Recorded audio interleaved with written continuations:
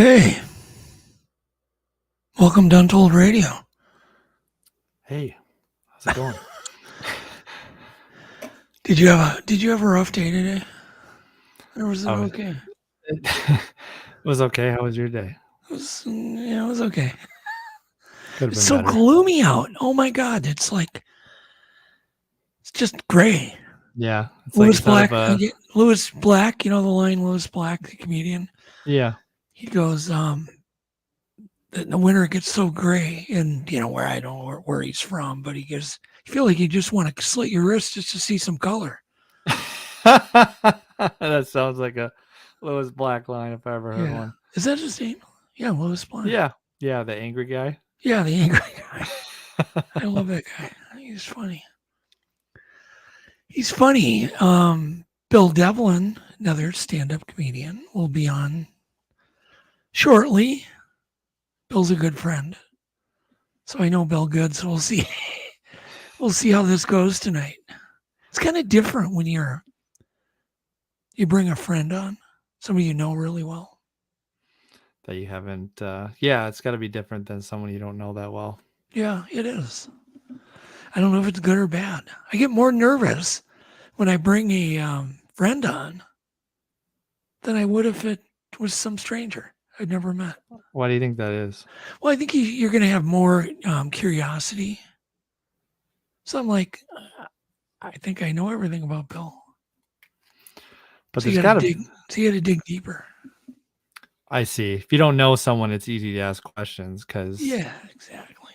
it's a blank slate. Yeah, but we'll have some fun stuff. We'll get into some interesting stuff. Bill's had a very interesting life. His life is never a dull moment. So anyhow, what's new? Oh, they found a new extinct creature that was thought to be extinct for 80 years in Australia. Do you know what it is? They thought it was extinct and they found Yeah, for 80 years it was extinct, considered extinct. I'm gonna look like an idiot if I say anything. Well, it was a cockroach. It was like a certain breed of cockroach they thought was extinct. Some kind of big cockroach. Yeah. How big are we talking? Aren't we happy that we Yeah. got that animal back? Well, surprise, surprise, you can't kill a cockroach. Yeah. Well, yeah, exactly. You can't wipe them out. So the guy was pretty happy. I read the article, but I'm not going to share it. It's too boring because it's a cockroach. He's Who wants to hear about those? He was excited that he found one. Yeah. Did you ever hear your brother Josh's cockroach stories?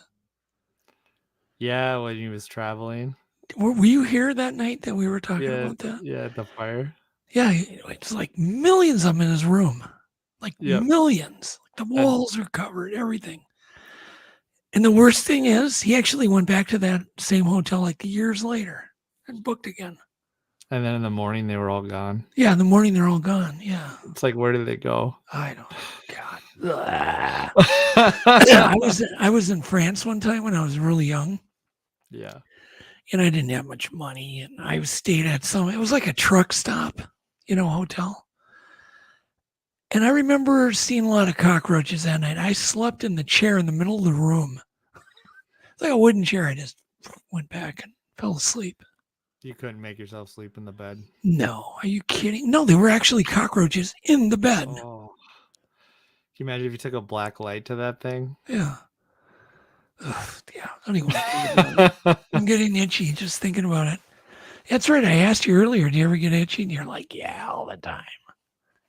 I do. If I think about bugs, I get itchy. So I was working on an e-bike with a mid-drive motor, those BBS HDs. Yeah. And I was installing a bash guard. You know that bash guard thing that, you know what I'm talking about? Yeah, you want me to put it up on the screen? Yeah, the Nautilus bash guard. I was installing one of these things. It's the reason I want to bring it up. Yeah. So anyhow, yeah, it's just this little thing that, can you kind of point that with your mouse?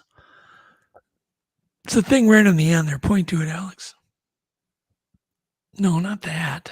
The bash guard. It's at the bottom. right Yeah, here. yeah, that's it. Yeah. But the reason I bring that up, because I was installing it, then I was thinking about, because when I designed that thing, I used the Fibonacci sequence to do the curve for that. Anyhow, there's a multitude of reasons, but I thought maybe it'd be kind of fun to talk about Fibonacci tonight. Okay, don't. That's enough. Sorry, I'm You're ruining. just you're the I worst just at this. ruining the whole show. You're just no, you didn't. You're just the worst at slideshows. Just like ching ching ching ching ching. Well, I was like hitting the button and then it wasn't updating, and then it like just jumped like 4 Oh, it jumped slides. like it delayed fuse. Yeah. But I just thought it'd be interesting to just put one up, put a shell up or something, Okay. or a tree. And the reason I want to talk about. There we go. Okay, so the reason I wanted to talk about it because it's just so cool. I think I don't know if you do, but it's like everywhere in nature. It's nature's little beautiful formula to make things both beautiful, strong, right? Which is why I used it for that bash guard, because I wanted it as strong as I could, but as small as I could make it, because you don't want to add weight to a bike. No. So you You're wanted right. it to be You want it, small and strong. yeah, small and strong, right? So, but here's the sequence. It's basically 0, 1, 1, 2, 3, 5, 8, 13, 21. Okay. And so if you take 0 or 1 and 1 together, because they're next to each other, it's 2. Take 2 and 3, it's 5, right? 3 and 5 is 8, and so on. It just keeps adding together. And it's just such a weird thing that nature would use math. I mean, really think about it. Why would nature use math? And And everywhere, like you said. why wouldn't it be more chaotic? Just a flower would just be chaotic.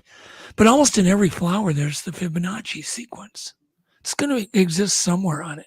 The human body uses the Fibonacci sequence. Animals do, plants.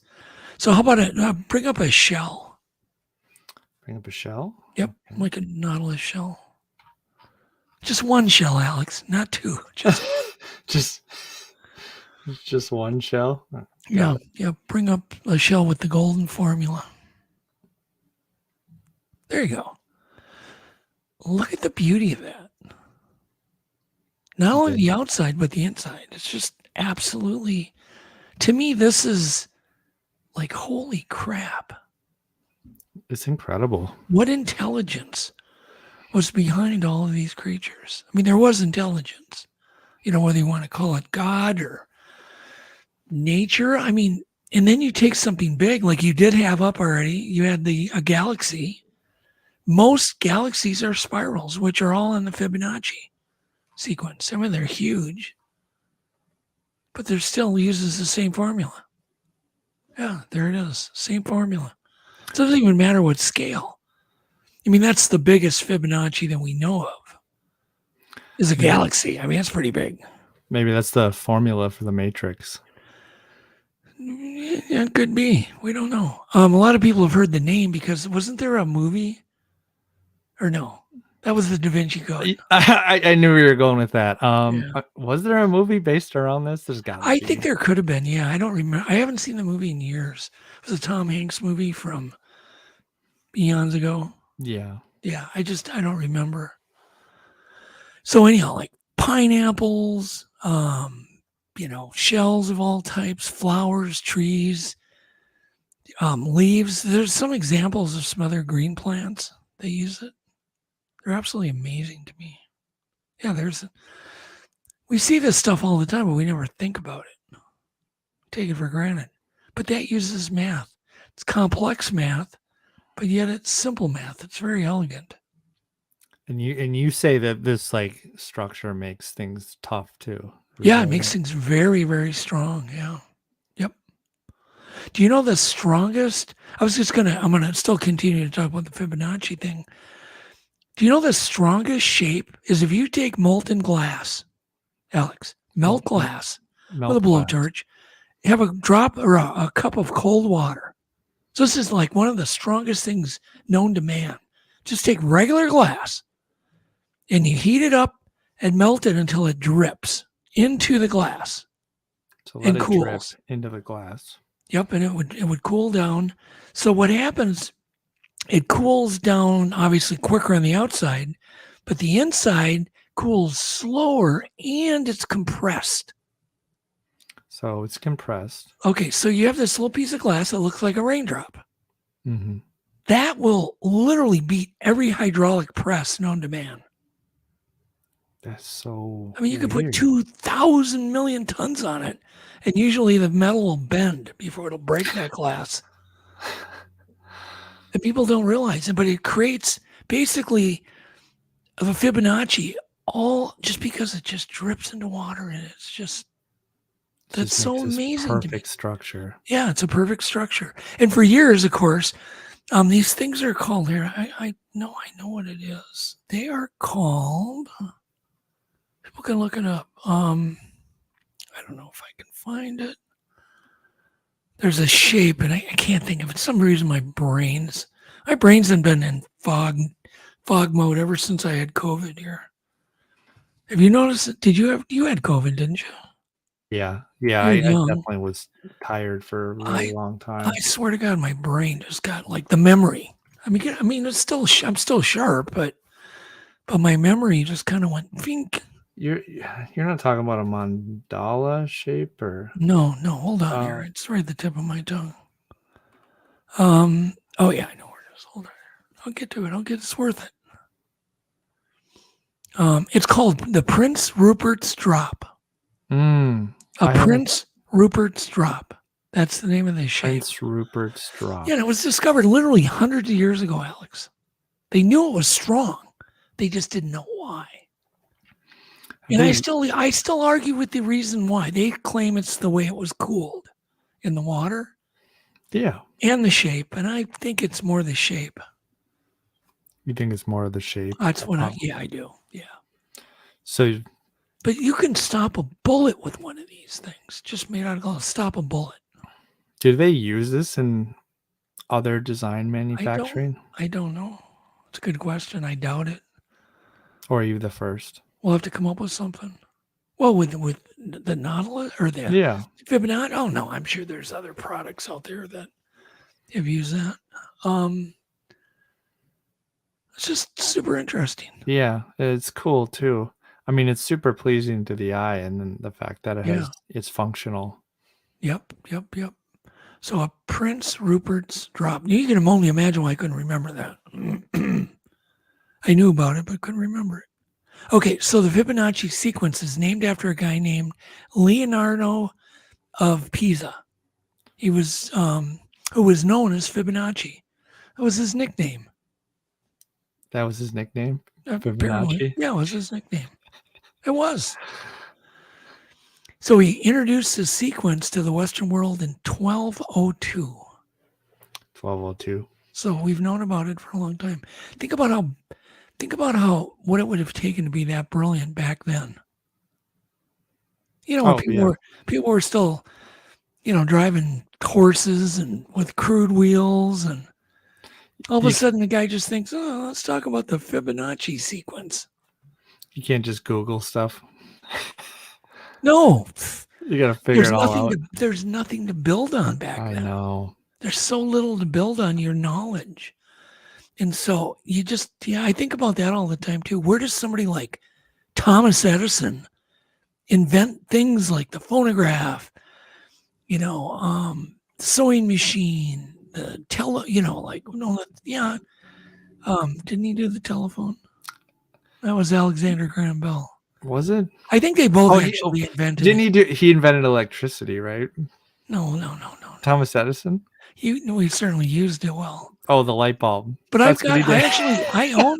own some of Thomas Edison's original inventions. You have some of them? Sure. I've even got one of his phonographs. That's super cool. Is that the one in your office? No, I have it hidden away. You have it hidden away? I just finally bought a horn for it. I didn't have they call it the morning glory horn. So it's big horns that go on it. And it basically balances on a fulcrum. this giant horn on this little tiny, actually fits right above the needle. This huge, heavy horn. This massive And horn. I've been looking for one of those for like 40 years. I finally found one.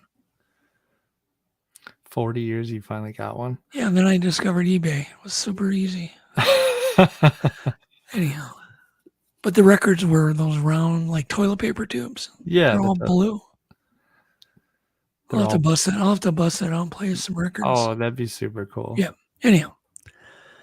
So back to the Fibonacci. I don't know Yeah. why we keep switching gears here. But it's also, they find that same formula in like the way rabbits breed.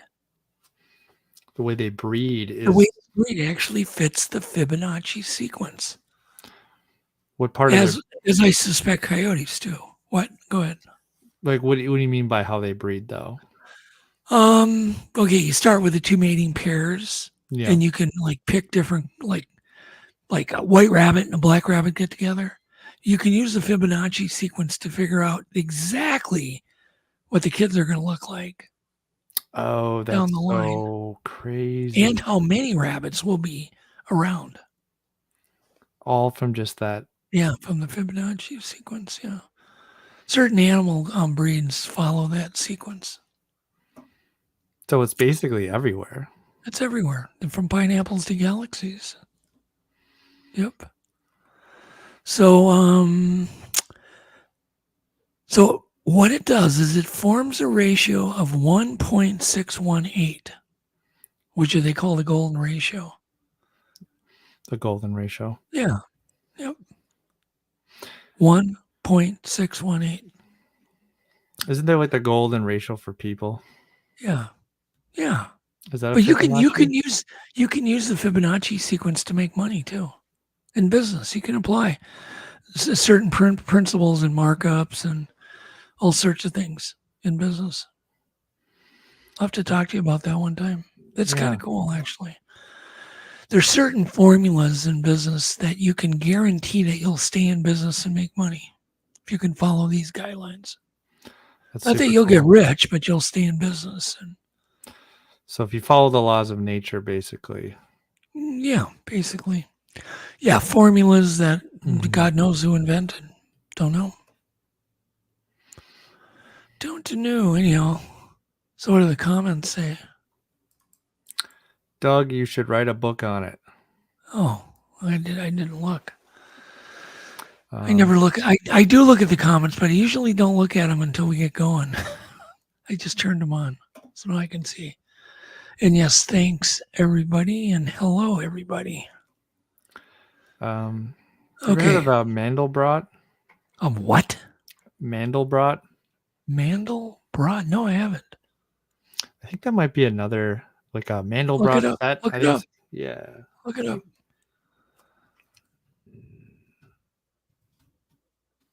Geez, your computer's in a weird position. Oh, it's my other monitor. Oh, it's your other one. I got you.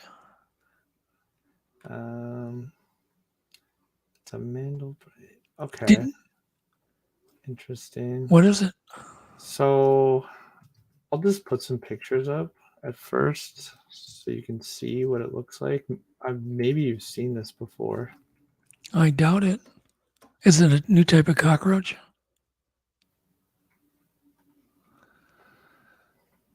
Oh, okay. So it's like basically similar to the Fibonacci. Yeah. Actually, some of these have that. And how are they formed? Through crystallization, through blots?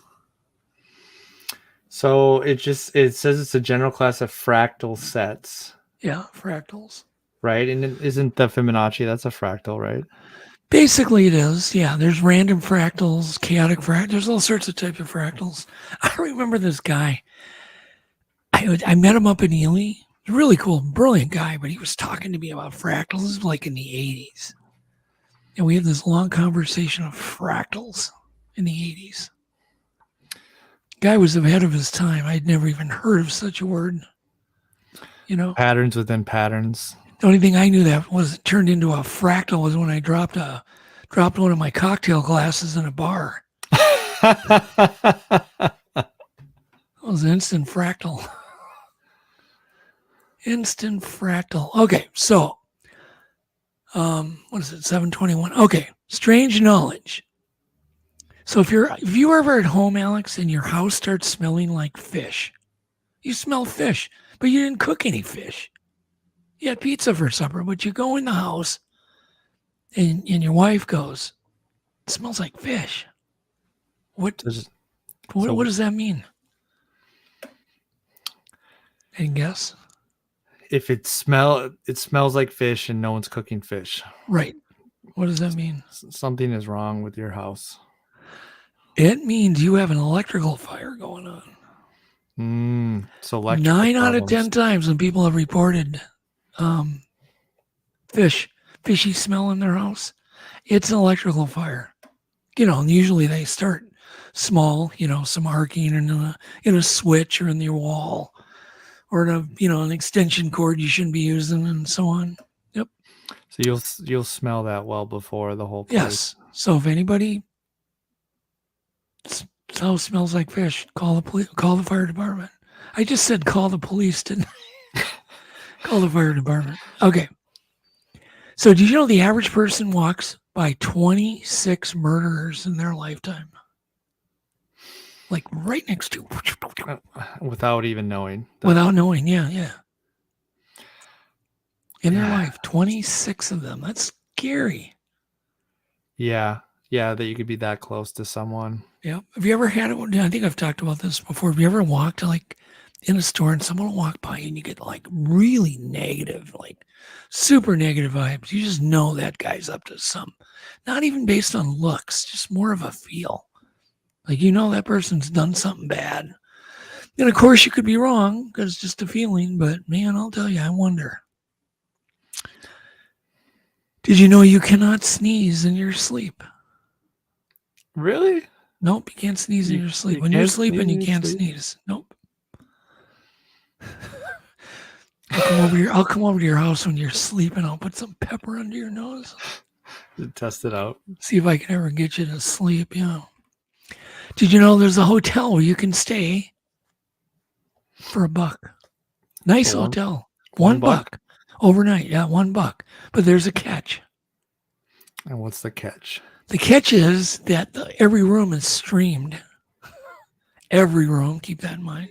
Is streamed? To strangers, yes, that are watching.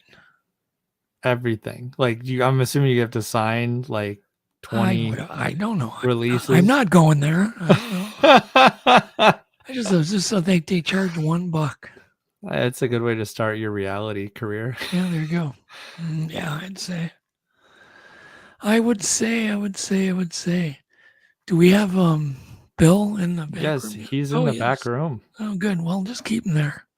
By the way, did you see it? Did you see the thumbnail? Did you see the thumbnail of Bill that he sent me? Is the one that I was like, dude, that's from 1990, 1980. He hasn't aged a bit. Yeah, exactly. Bill, it's a nice picture of him, but hey, when you get it right. Yeah. Well, he does photography part-time too. He does. Yes. So he's an amazing photographer. Yeah, he just, he'll do whatever. Hey, when you're a stand-up comedian, once in a while, work could be a little slow. Yeah, so you got to be crafty. Yeah. Not everybody can get $1 million, I mean, there's comedians that probably get paid $1 million, don't they, for a concert? Oh, some of the massive ones? Yeah, the huge ones. Yeah, they fill stadiums, but I'm sure it's a tough business, I imagine. It is. Yep, it is.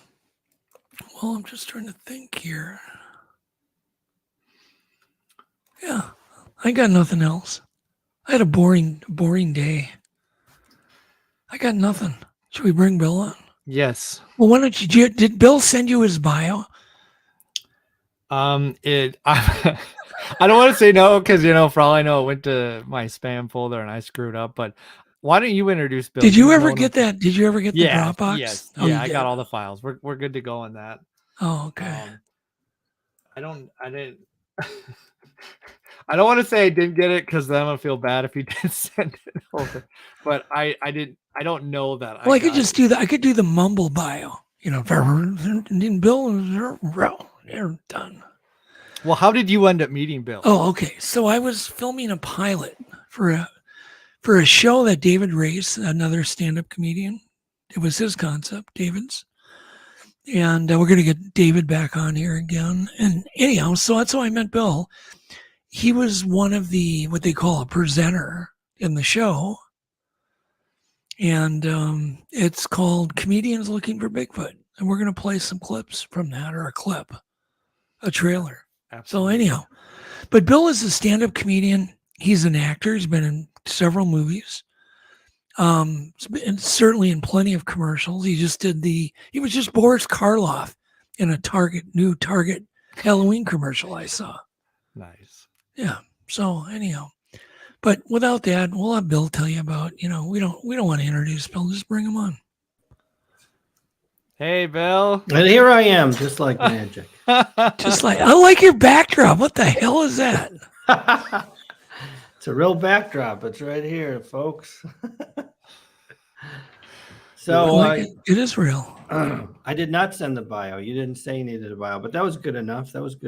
Yeah. Introduction. Yeah. So you know what I do. So I want to know what you did today. What is one just random day in the life of a stand-up comedian? Today? Yeah, today. Today, I have a 2-year-old boy named Jameson. Yeah. So cute. Started out. Can we put a picture up of him? He's a doll, man. I sent a picture. Did you get I that know. out? Well, I gave Alex a picture too. Oh, okay. But anyway, so started out changing a diaper, poopy pants diaper. That's how I started. I started a lot of days. And then my wife has a catering company, Group C. Yep. So I went to her. We own a prep kitchen. Went to the prep kitchen, helped her. She had to have 60 meals out by noon. So she does this for the movie industry. Yeah. So So we're on a film that's been, I think, 3 weeks.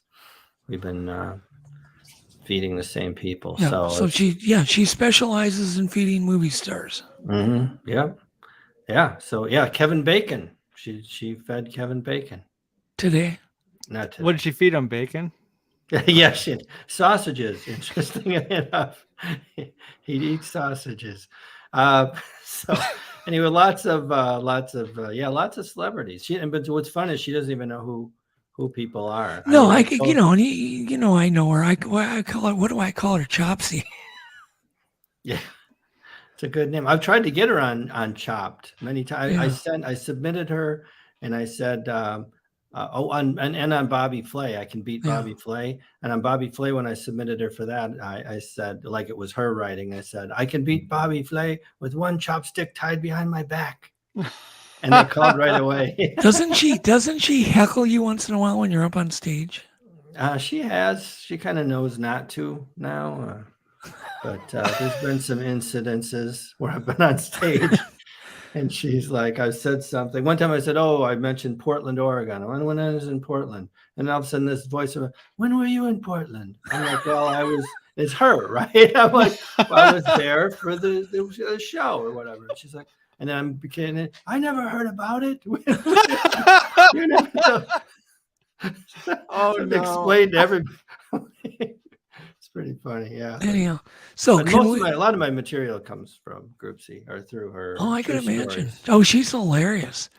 The one thing I will tell everybody: if you ever go drinking with Bill, don't bring his wife. She's just crazy. You mean do bring your wife? No, don't bring her. Dude, what do you mean? It's no fun without Group C. Oh my God, she's something. Let me tell you. Well, we laughed all night because of we did. Yeah. So that's bad. She entertained the entire restaurant, I think. And then we went back to your house and drank everything that you had. Yes, literally. That's what happened. So I'm gonna go ahead and play this a clip or the trailer from Comedians Looking for Bigfoot. Oh, okay. And before we do, Alex, Bill, why don't you tell the audience the premise for comedians looking for Bigfoot? Okay. Well, first, we're comedians. No, so what happened is the comedians would, a group of comedians, we would go do a show at a remote area where we knew it was a Bigfoot hotspot. Right. So in this case, it was northern Minnesota, Indian Casino in the middle of nowhere, in the middle of the woods.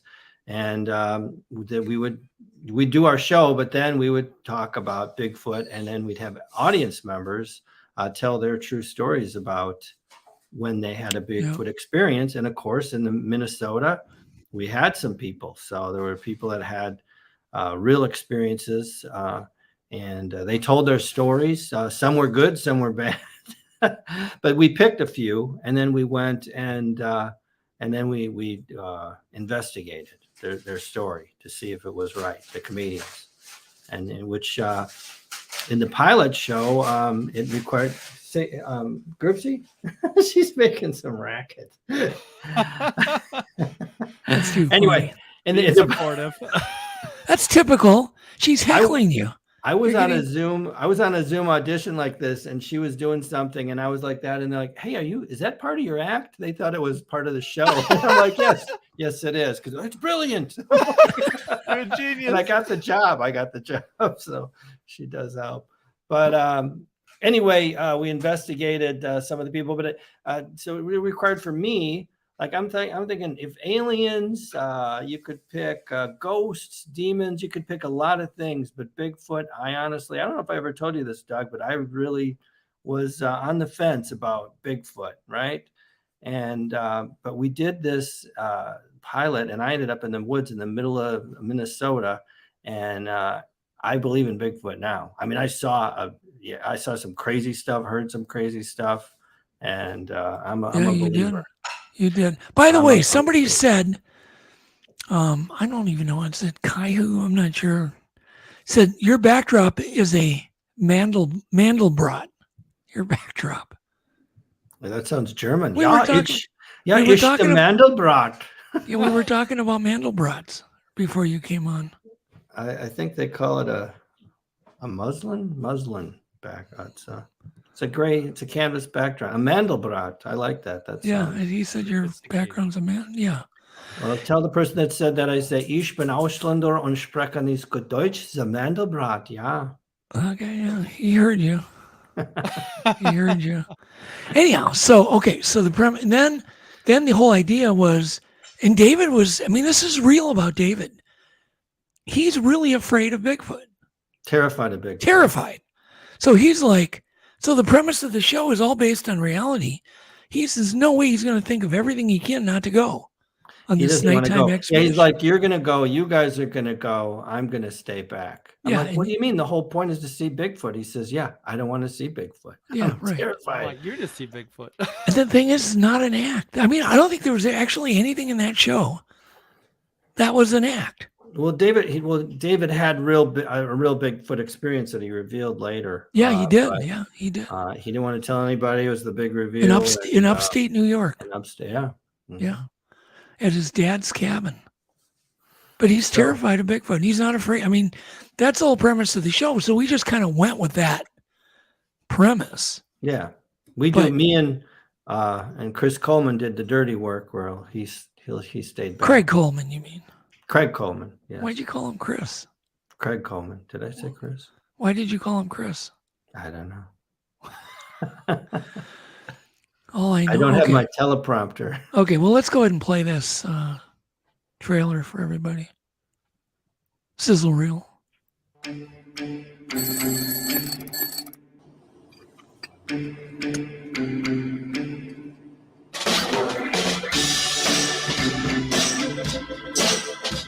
I'm comedian David Race. And when I'm not doing stand-up, I'm looking for Bigfoot. Sort of.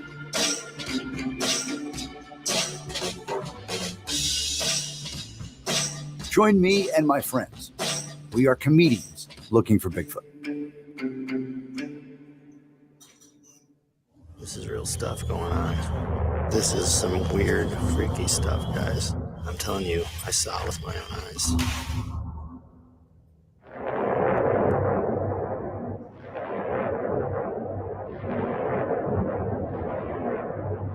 just was staring right at us. Something was walking around. You're hitting home runs in the first half hour. Immediately.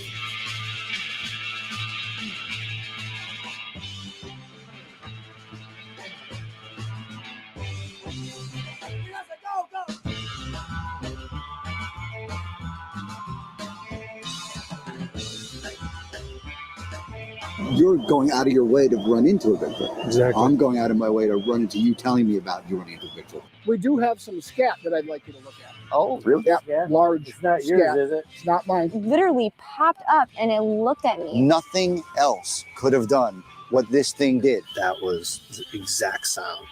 You California guys are just wussers, that's all. There's a part of me that definitely does not want to be deep in the woods and go, oh, you're real.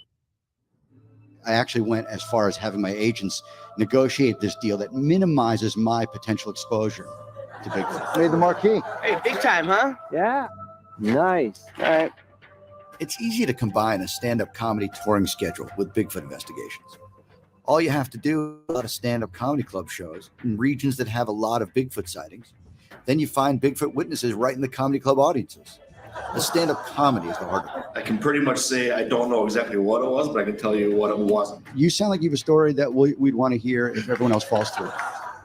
There may be more Bigfoots around here in Minnesota than pretty much any place you can go in the United States. So it would go splash, clunk, clunk, clunk. It's a broad daylight. Friday night. And like this thing literally scared the joke right out of us. I'll pick you up in the morning. What are you talking? What are you serious? When you hear an owl, it might not be an It owl. makes me wonder who invented him first, Sasquatch or the Native Americans. We saw the eye glow. This is the power supply. We're going to hide this over in the bushes.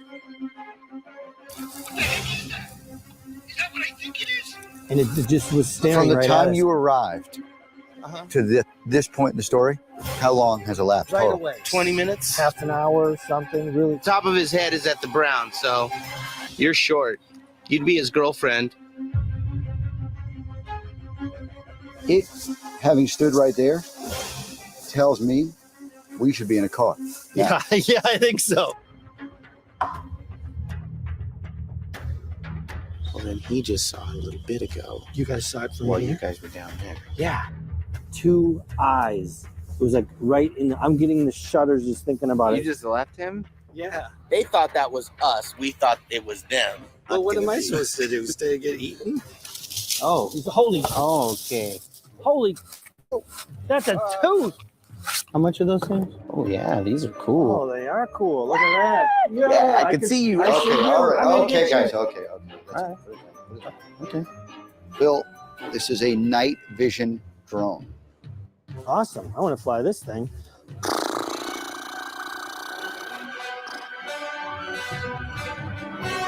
Thinking maybe Craig should fly that thing.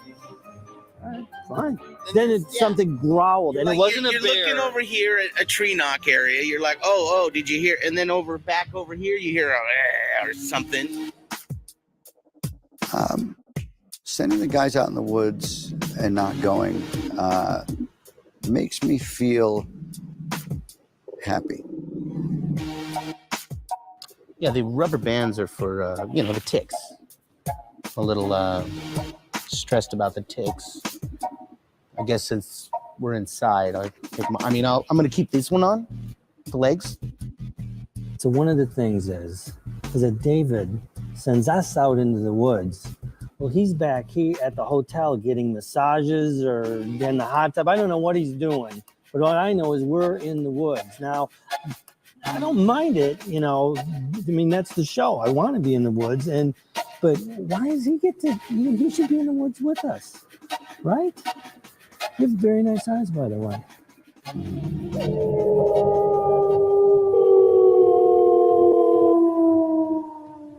Hello? Yes, I'm trying to reach the taxidermist. Yeah. Can I help you? Thank God I reached you. I know it's a weird hour, but I have a really unusual situation that required a call at this point. A couple friends of mine and I were out hiking, and we came across what we couldn't believe with our own eyes, but we did drag it onto a flatbed and weighed it and everything. We appear to have come across a dead Bigfoot. Are you willing to work on this? I tell you what, you bring a Bigfoot here and I'll verify it's a Bigfoot. Comedians looking for Bigfoot.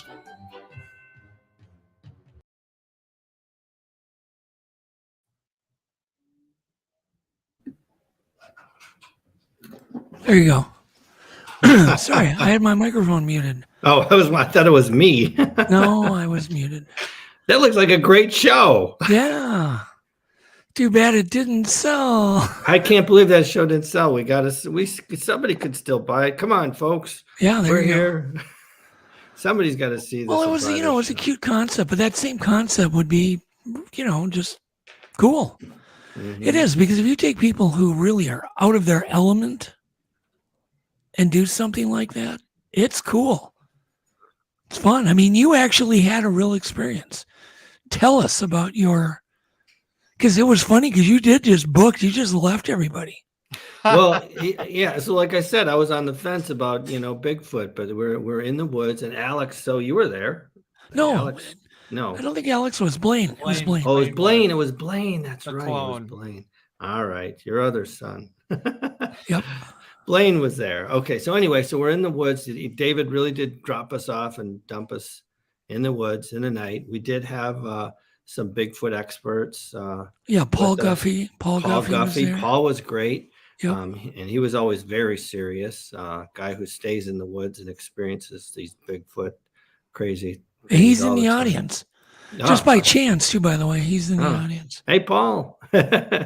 Yeah, he'd send me pictures of the Bigfoot. What are those? The teepees? The thing? Yeah. He finds a lot of what do they call structures. Stick structures. That's what they are. Yep. People didn't know Bigfoots are known to build stick structures in the middle of the woods. Anyway, so so the cameras were not rolling, and there was a break. They're trying to, doing something, and I just thought I'd wander off down this path, and Paul came with me, and we walked quite a ways in the dark, and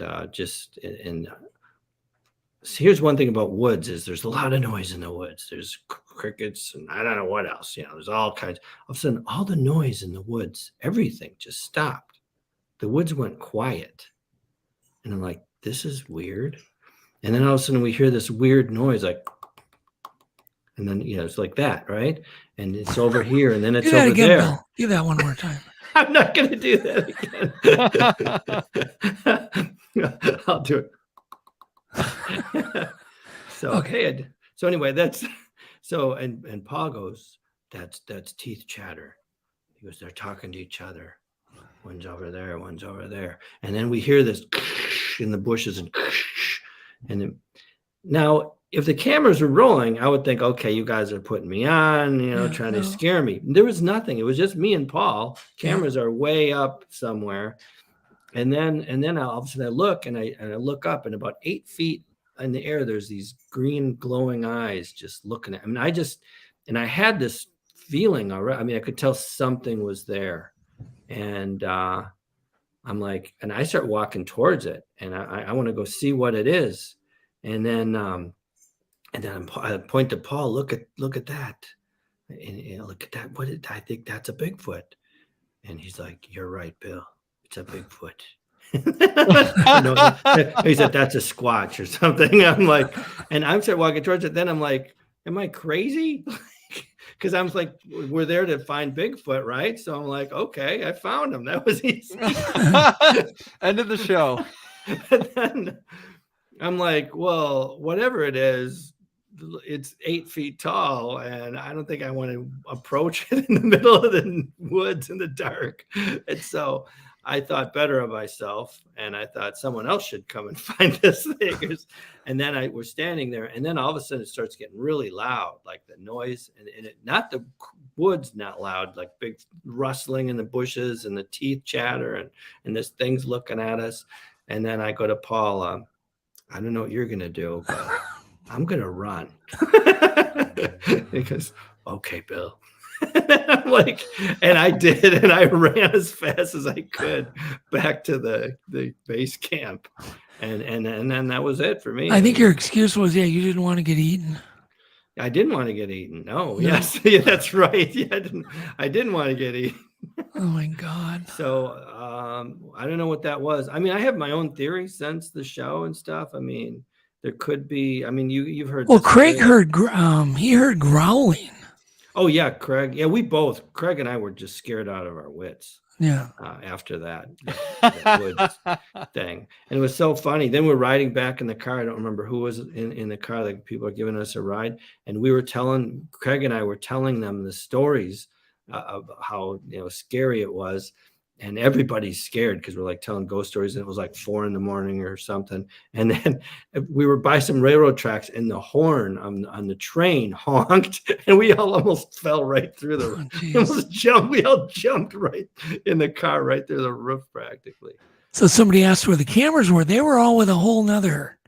They were with Craig, as I remember. The cameras were. Yeah, I think they were doing something with Craig, and so I was just bored wandering around in the woods. Yeah. And but there's a lot of things that happen.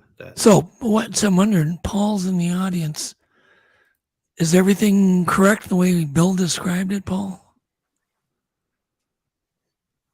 Anyhow, we'll see what he responds. See if he concurs, because he was with me. Yeah. So now there probably was more that happened that you forgot. You were freaked out. I know that. He just says yes. Yes. That's Paul. That sounds like Paul. Yes, yep. Bill. That's a squatch. Yes. It's too crazy. I can't believe he hasn't been eaten by a Bigfoot by now. I'm glad you haven't. But that was fun. Yeah, it was fun. I mean, running for our lives. Did you get covered with wood ticks that night, like really bad? Craig did. I didn't. Because there's a kind of a funny story. I hate to tell it even, because Blaine and Jim went back, because Jim Martin was there. Blaine and Jim went back to their room, and they were pulling ticks off for like 2 hours. And they were putting them in a jar. And then did you heard the end of that story, right? Yeah, right. And then they somehow went to go dump them or get rid of them like outside. And the jar was empty, and there were like 100 ticks in there. So they knew they were in their hotel room. So they just freaking booked out of there, man. They checked out. They were done. In the middle of the night, they just left. They didn't sleep. Well, because the whole room was full of wood ticks. Well, they didn't know where they were. Ticks. They just knew they were in their room. I'm not that afraid of wood. I hate wood ticks on me, but yeah. Well, you would have woke up. You would have had millions of them on you. When I was a little kid, I had one burrow into the back of my neck, and we pulled, and the head stayed in there. Yeah, so is it still there? It still bothers me. It's like a babopsy. It's a little babopsy, little Bill. It's been in there. I don't know. It still bugs me. This is just water, folks. Oh my God, it's too funny. It is just water. So you landed a I guess you'd call it kind of a mascot job for a chicken franchise, a chicken chain franchise. Spokesman. Mascot sounds like spokesman. Yeah, well, that's have a mascot. I couldn't think of the word spokesman. Spokesman. I guess it would be, yeah.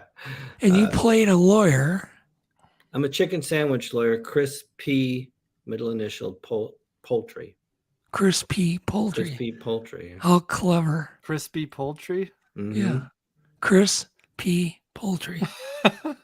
Should we? So can we play that? Yes, yeah. Jolly P would love it. Okay, I'll put it up. All right.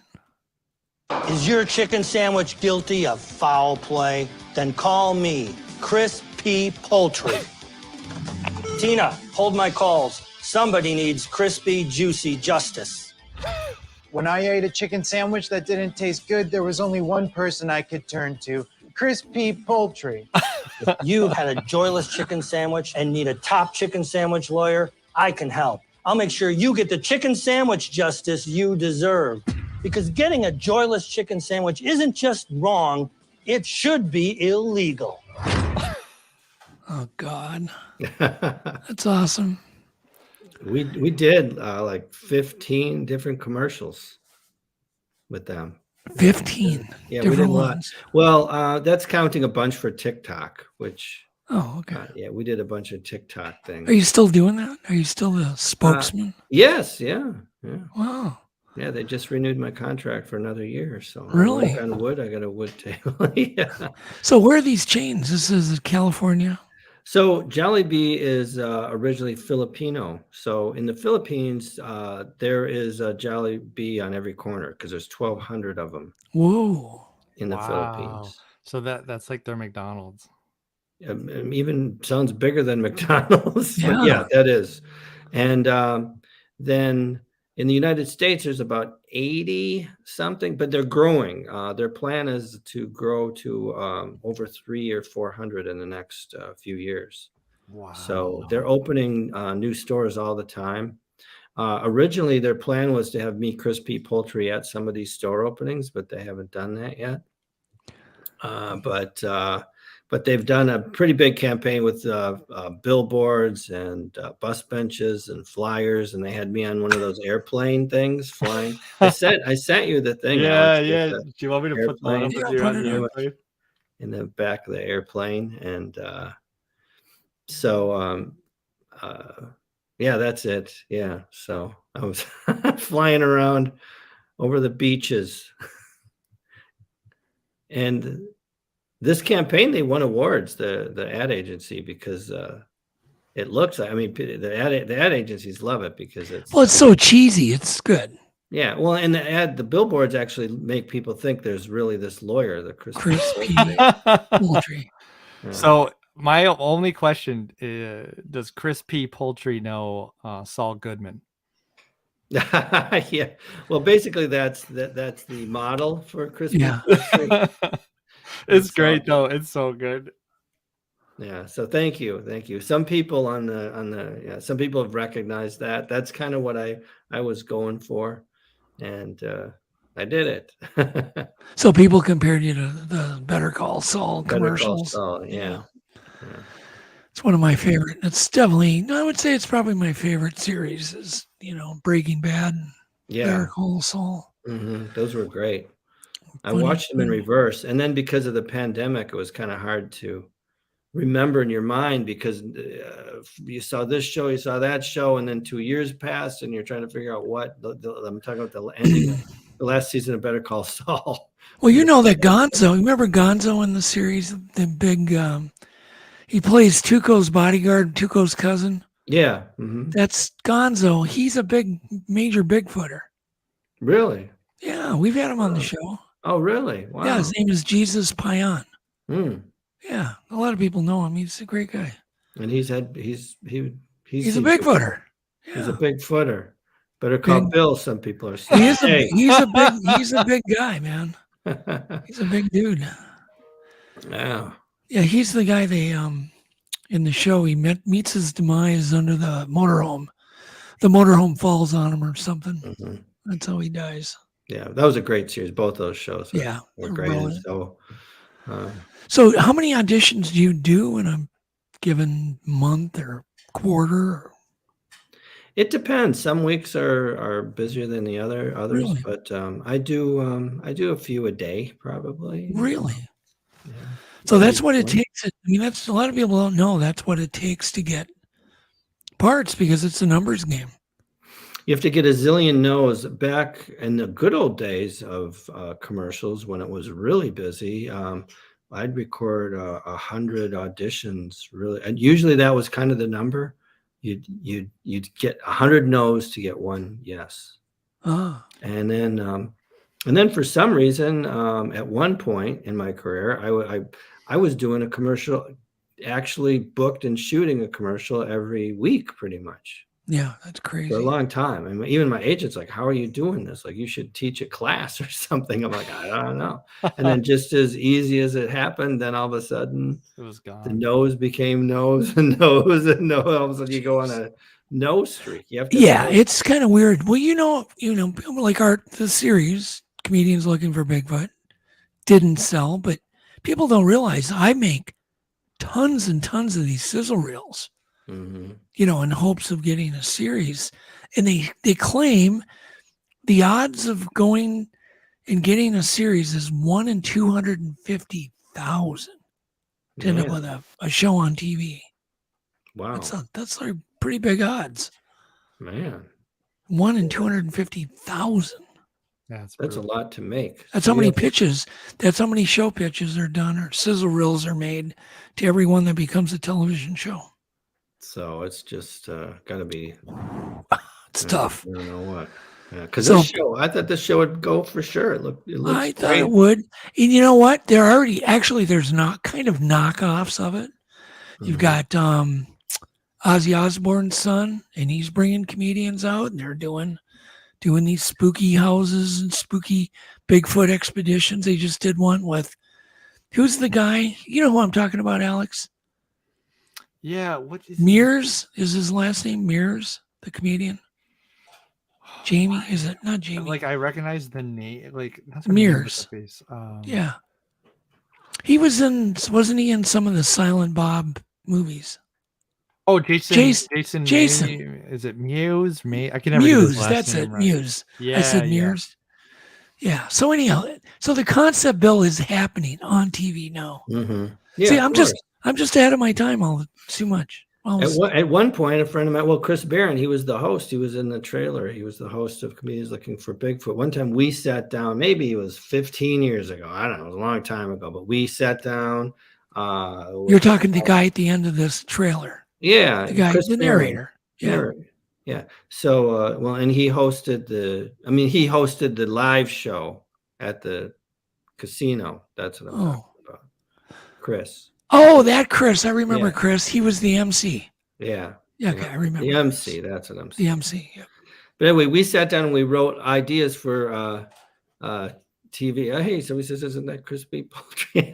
Anyway, we sat down and we wrote concepts for TV shows because we were writing. I write shows too. I've got some shows. I pitched some to you. You liked some. So a movie and some ideas. But anyway, everything's been done now. Like every idea we've done. Yeah. Has pretty much been almost done.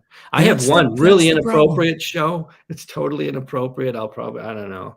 I'd probably get What in is it? trouble. What it is could it? never be done, but it could be. It would be so funny. The show is called. Okay, people, don't be mad. Come on, I'm a comedian. It's funny. It's called Get That Bum a Job. And okay, you guys can't laugh at it. So it's Get That Bum a Job. And I'm what not you laughing. do, and what you do is like me and somebody, another like a celebrity, we go around and we each pick a bum. We try to find a bum that we think could, we could clean him up and then he could get a job. And is this like extreme home makeover, but only with yeah. And I know people, it's homeless. I say bum. I've said bum, and people are like, they're homeless. They're not. I'm like, yeah, that's why they're bums. No, but they're the homeless. Okay, I know it's a big problem, but anyway, it's inappropriate. Well, I'm that's what they saying that used to right off call. the bat. That's what they used to call When I was homeless a kid, people. we used to call them bums, and Yeah. it's a funny word. It's funny. Yeah, we were raised in the 50s and 60s, and that's what you called them, bums. But anyway, I have anyway. But if well, so that's what's funny. So is the bum crazy? So yeah. So then you're watching. Then you watch the bum. You see who's bum, who does the best, and so you're like, hey, your guy's peeing in the break room. He's peeing in the refrigerator. I don't know, whatever would happen. But you watch what would happen. And hopefully he doesn't do any peeing. He gets a good job. Maybe he gets a good He's job buying a house, getting a mortgage, and yeah. And that's Then the guy who's bummed does that he's the winner. How about that? It's too funny. So it's touching. Did you want to pitch that one? No. No. Don't cancel me. It's just. I remember Adam was telling me about a show he pitched to his brother, and they did a sizzle reel. It was like 1,000 dates, or I don't know what it was. It was some great. They had all these celebrities in it, and did the sizzle reel, and didn't go. It sucks. It's heartbreaking. So many people think you can just have a great idea and do a sizzle reel or whatever, which they cost money. I mean, think of the work we did and put into the Comedians Looking for Bigfoot show. Mm-hmm. I mean, there was a lot of money put into that, and it doesn't go, and it's heartbreaking. I think But- we really would have found Bigfoot. I would have went back to that spot with. I wanted to go back to that spot with night vision glasses Yeah. and some more equipment. Maybe I'd be armed. 'Cause Yeah. Well, when Louis was alive, I pitched it to Louis too, to thinking, well, maybe, I was there. I was on the conference call. Oh, with that's you. right, you were. Maybe he could, him and Abraham could, help it along because they had big connections at Fox Television, and they liked the idea. They loved it. They loved it, and then of course now Louis passed away. Yeah, right. That ain't happening. Yeah, Louis was a great guy too. Yeah, And he I was was. excited because he would have been perfect. Oh, that's Bigfoot. I don't know what you would put Louis in the woods. Yeah, He was a great guy. he was. Good guy. So, so you've had a number of paranormal experiences, Yes, I have. like lots of them. I mean, you believe in the paranormal. I do, and then you got me on board with. I think Bigfoot was the last one almost. Yeah. I don't even know what else. So everything's good. So since you've been married to Groupsy, there's been no paranormal activity. No, I don't think really, there. No, you haven't told me one story. No, I mean just very few. Other than we just avoid it. We were in Ireland one night. I mean, she's very. She has a really good sense for that kind of thing. We both do. Yeah. And we've been in places where we're like, this is bad. And in Ireland, we stayed in this hotel. It was really old, and they're like, oh, it's not that old. It's not old at all. But it was like, I don't know, hundreds of years old or so. This hotel. And anyway, we were tired. It was at night, and we walked down the hallway to our room, and our room was at the end, and then in an alcove.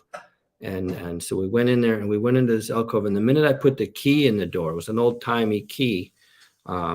And then we put the key in the door. The minute the key went in that door, it just I could feel it already. Like, holy, something is going on. So, and then I opened the door, and I could just, this is haunted. Like you could feel it, like just.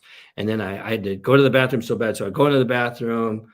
Whatever. And yeah, it's so old that the toilet tank was up on the wall at one of those, you'd pull a chain from up on the wall. It was that old. Anyway, so then I'm thinking to myself, okay, this room is really, really haunted, and I don't know what's going to go on, but something crazy. Like, I hope I don't get killed by whatever's in this. It was really, really strong. But I'm like, I'm so tired. I'm just thinking saying this to myself. I'm so tired. I'm not going to say anything to Group C. I'm just going to act natural, go to bed. Whatever happens, happens. But I know something's going to happen.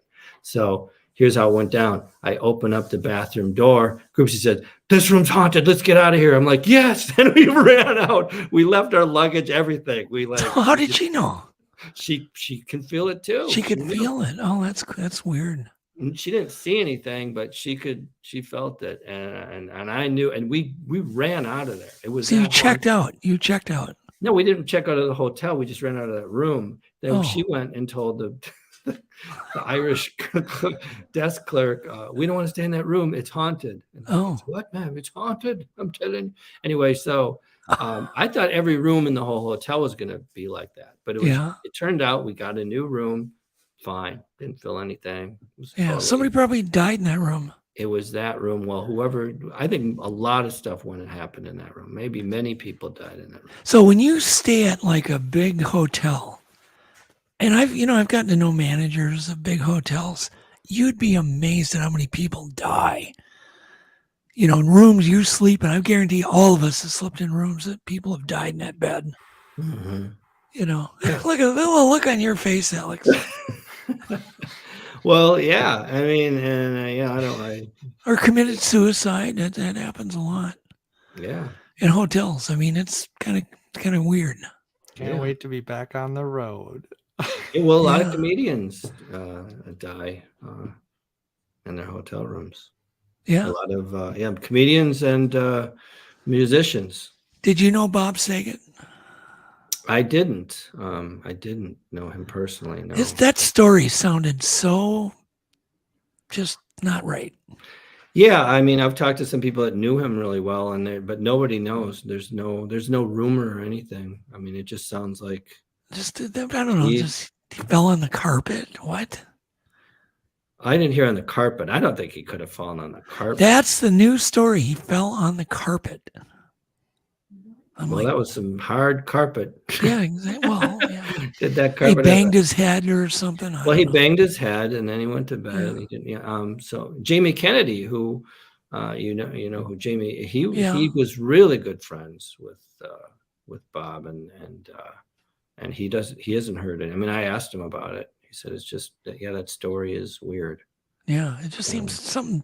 You know, how you can just sense there's something not right. But there's no rumor or anything going on about what. So Jamie knows him? Yeah, Jamie was actually, Bob Saget was Jamie's mentor. Oh, at one point in his career, and they stayed in touch and did a lot of things. And wasn't Bob was he a teetotaler or was he a?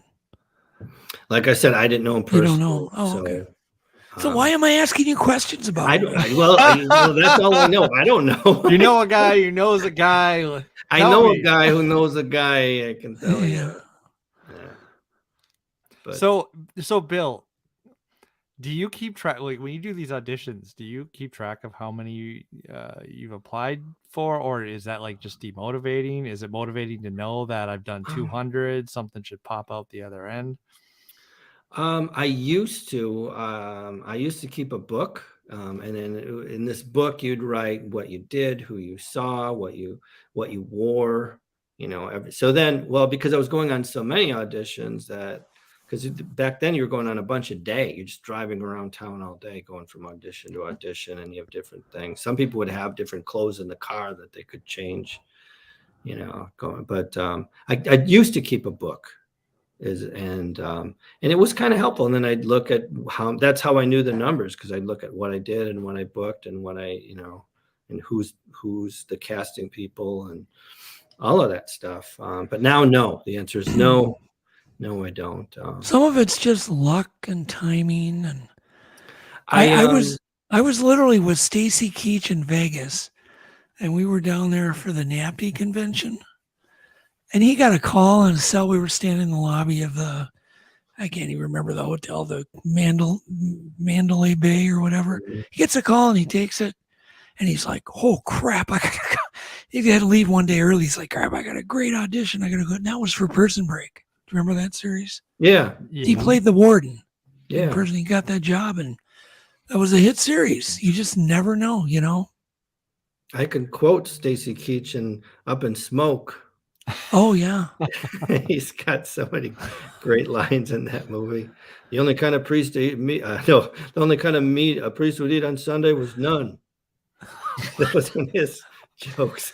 Oh my God. Anyway, he had a lot of. He's a great guy. Shoot the moon, Harry. I don't know. Anyway, Up in Smoke. But what were we talking about? Auditions. So yeah, now really when I get an audition, and I heard another actor say this, I don't remember who, but it was somebody celebrity, but it's really, the audition is your job. I mean, that's my job. Some actors like, oh, I got audition. I'm like, I love to audition, and I audition like I've got the job. So it's when I do it, when I record, this is the commercial. I'm doing the commercial, and I'm going to do it for them like I'm doing it, and I enjoy it. So your job is auditioning. So basically, your job is auditioning. It really is, and so you can't hate auditioning because you won't last. You have to love it, and then I forget about it. I mean, I do it. I had a good time. I watch it back now because now most of the auditions are like this on a Zoom call, or they're on I record them and send them. Right. I now some people are still back at in-person auditions, which those are great. But yeah, I do it and I have fun. And a lot of times I'll get the scripts and I'll hate it, and I'll say, this is not me. And then I just got to figure out, okay, I'm going to do this. I just did one last night where it was two different, they said Batman villains. And there were Batman villains. One guy's doing paper, rock, paper, scissors. And another guy is the villain watching as the other guy's head explodes. Wait, which one are you? Are you the head I exploding did both. guy? I did both. I did both. Oh God. And yeah, so it was fun. I had fun. I ended up enjoying it. I watched it. I was like, all right, that's pretty good. I haven't heard back from them, and then you just forget about it. So is it been nice to do everything online where you can like just blast it off versus driving all over town, or is something kind of lost by not being in person? Yeah, something's lost. I mean, I enjoy it. It's a completely different thing to do it, but the problem is that it's actually, I don't know if it's more, it's like some places are close. So I just drive there, walk in, I do it, I come back, I'm done. But I do it at home. I got to clear out the house. I got to, then once you put it all together, and then they want to see a full length, they want to see this, they want to see that, and then you have to slate, and then you do it a few times, then you have to edit it all together, and then send it all in. So it's more time consuming, I guess. I see. So it actually takes more time, you think, because of all the versus just being in person. They get to see you. Well, the other thing is then you just have to take a crack at what it is, because like when I for Target, when you mentioned on the earlier that I did the goth Target thing, I didn't even know that was for Target. Oh, they didn't even tell you. They said, we want a scary voice for an old-timey scary voice for a movie trailer. And I'm like, I'm on board for that. And then I watched a bunch of old-timey movie trailers, and then there was no script. That's why I didn't know it was Target. We don't have a script yet. Just do what you think. Is that, by the way, is that an Irish term, old-timey? I don't know. It's my term. I like it. Jeez. It's coming back too. You'll notice a lot of times I'll start saying something and it's coming back old-timey. So Jeff Harding, they did say old-timey. So Jeff Harding asked, what's the most horrible audition you've ever had to do, or that you did and it just was a disaster? Oh, where you've complete audition. Well, I don't think, it would be pretty hard to bomb in an audition, because I've never forgot the script. Is there one your wife crashed in on? And my wife didn't crash in on. What about one where you just left feeling like, oh my God, what did I do? What was I thinking? That's happened, and then I've booked it. It has. So you think you failed and then you got it?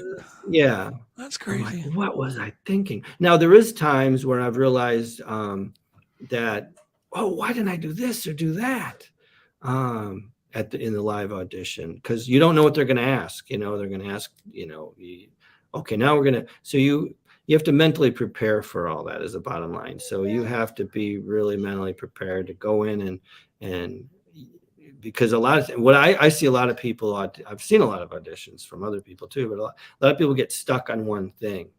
Like they've rehearsed it this way, and directors can sniff that out in a second. So they try to throw you off. Let's do it completely different. And then if you don't change, which a lot of people don't, so you have to really just be on board and be present and listen and I enjoy it. So that's what's missing in the with the send them in Zoom auditions and stuff, is because the casting people a lot of times know the director and they'll say this guy, and because a long time ago, it used to be, commercials were like wacky, you'd be like, do wacky faces and a double take or this.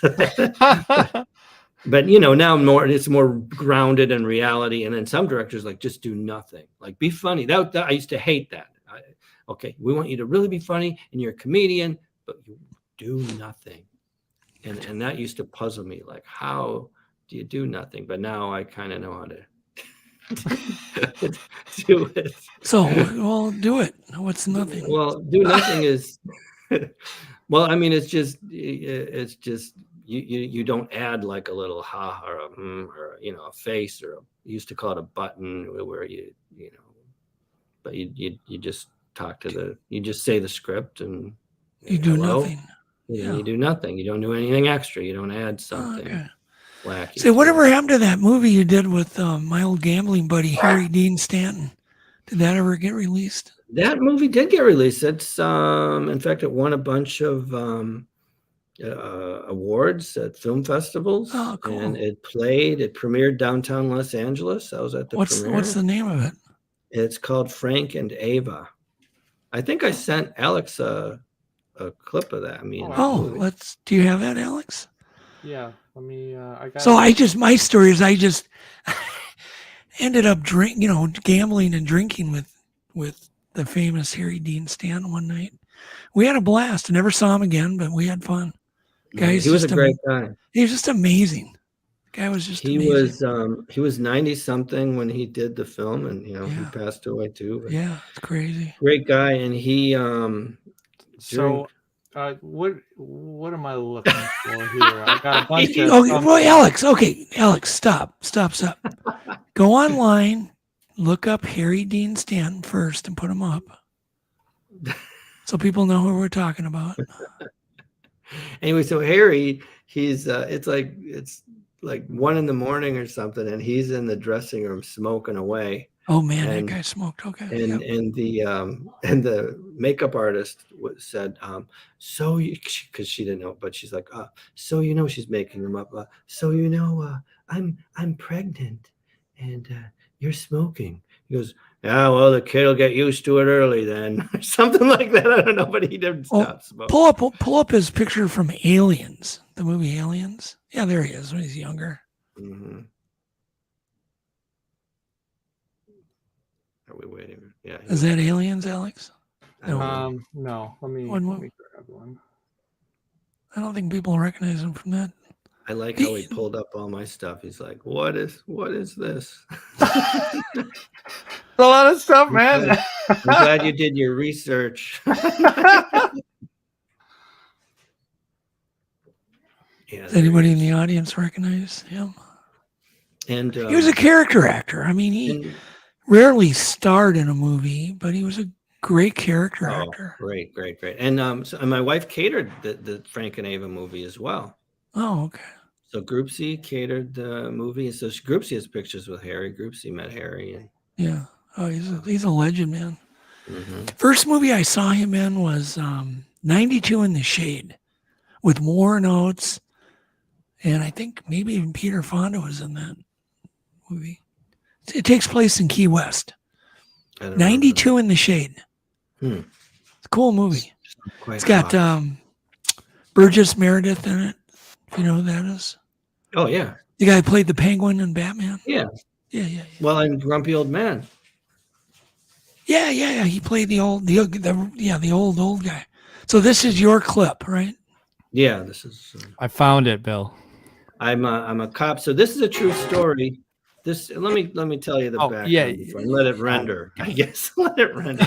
But I'll tell you the story while it renders. Oh my God. But so Frank and Ava is the true story about Frank Sinatra and Ava Gardner and their romance. It was a very heated romance, and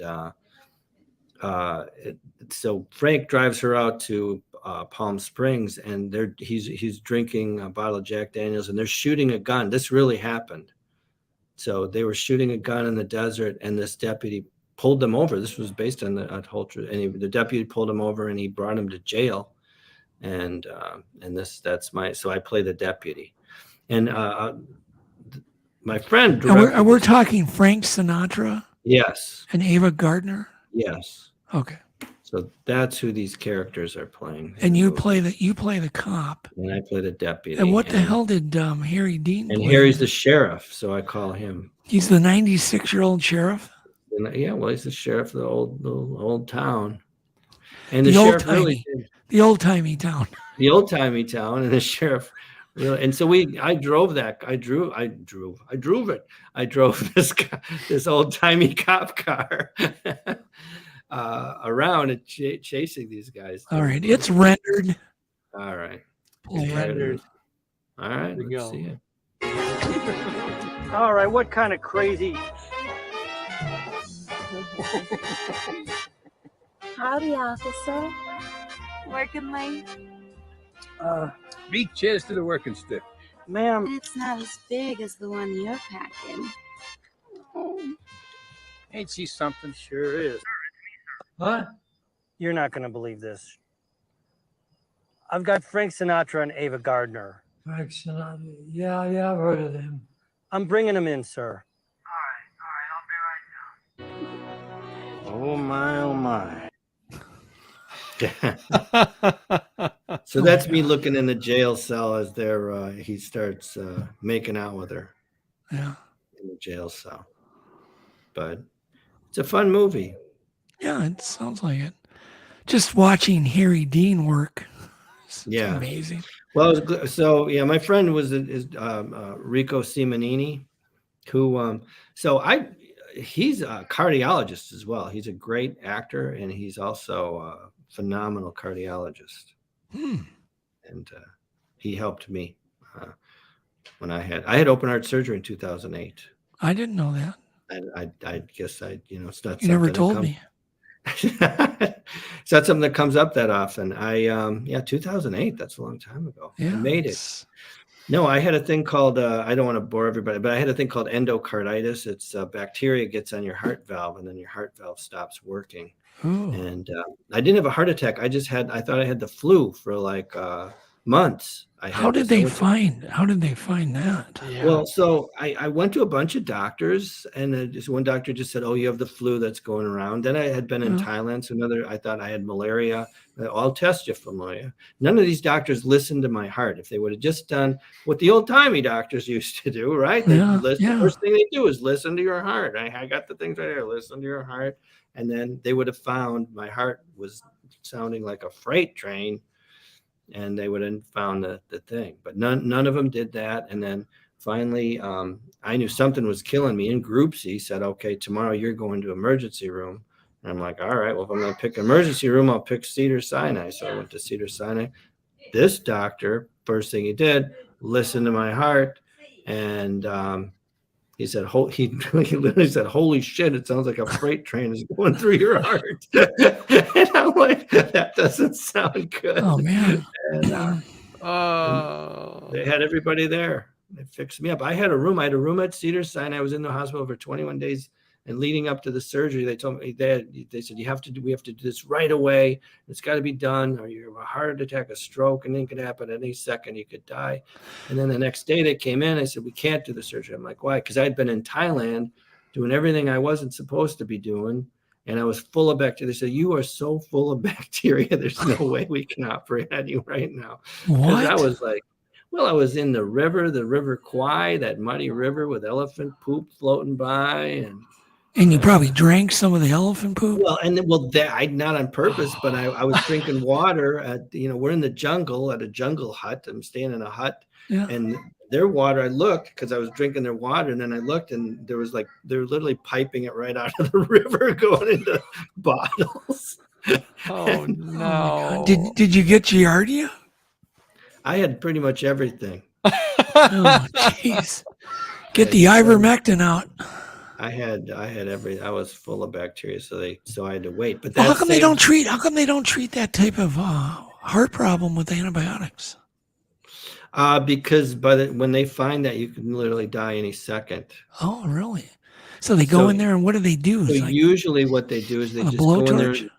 They go in there with a blowtorch. They go in there and they just replace your heart valve. So you have a choice.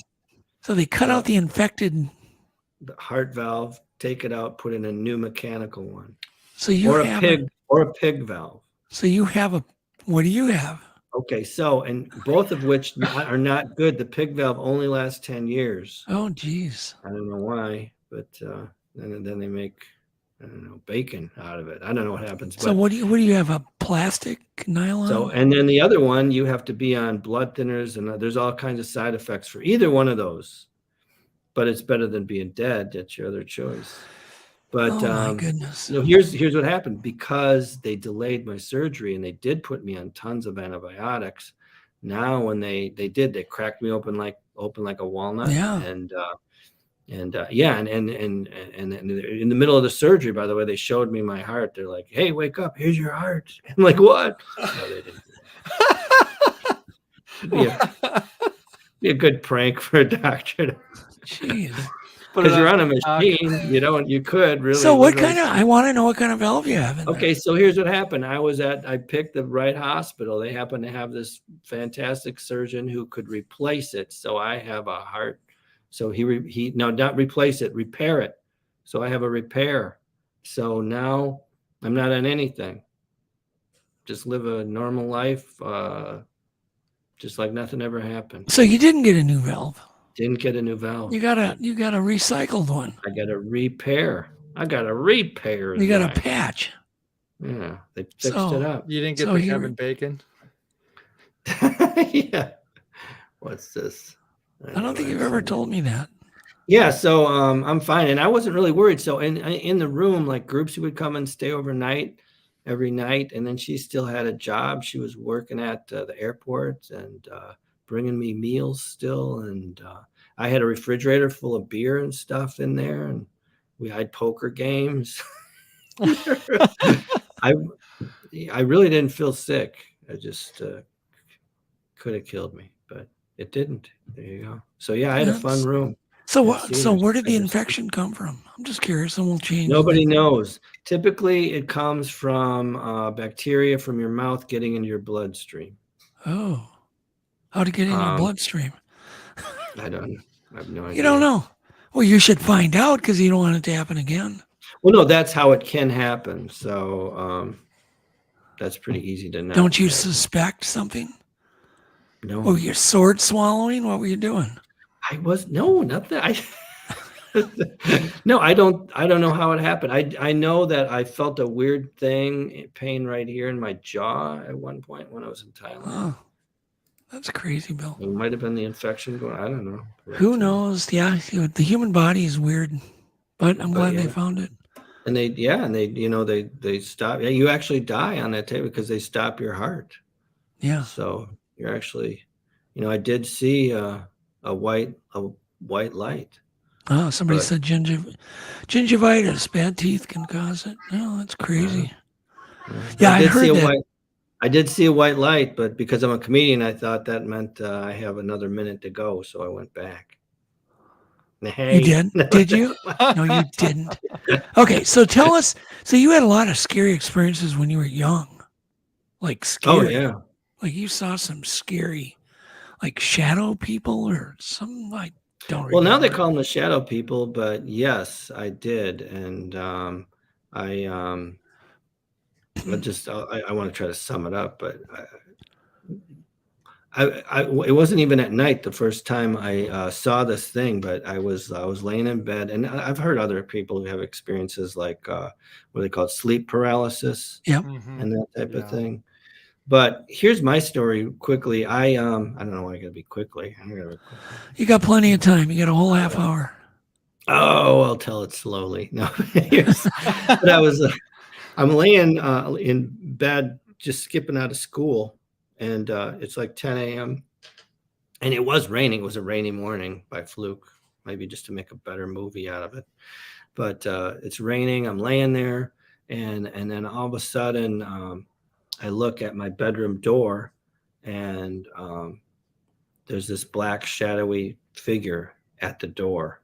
And at the same time I saw it, all of a sudden there's just this humming noise in the room. Really? And I can just feel its presence.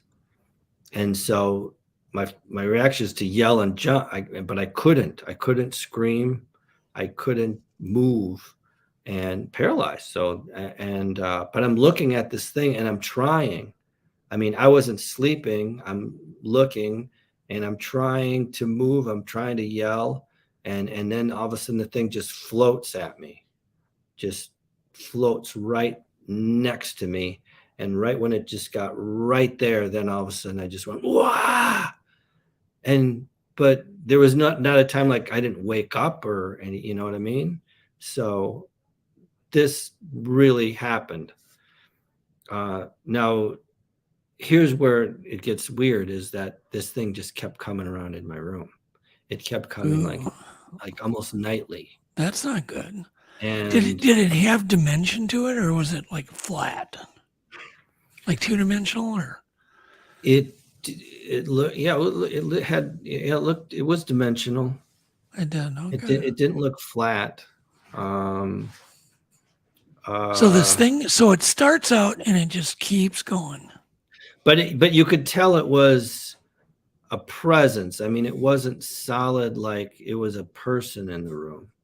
I mean, and so it was terrifying me, and I couldn't move. And at one point, I thought I saw myself, because I was trying to go to the library. At this point, you got to go to the library. I can't Google anything.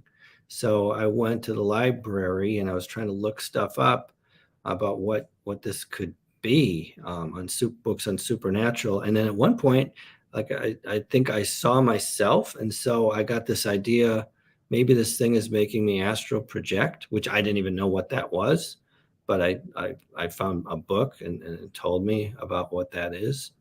And so I read all about that, and that's where I read that sometimes if you are out of your body, that there's evil entities that will want to get in. They want to feel that life. They want to possess your body, and that's one of the dangers apparently of astral projecting, is that could happen. I don't know if it can happen or not, but that's a fear, and that's where I got the idea from the movie Demon City, because the demon took over. But anyway, but that also helped me, because I thought, well, I'll try to astral project. So I tried it. Some people can do it, they say.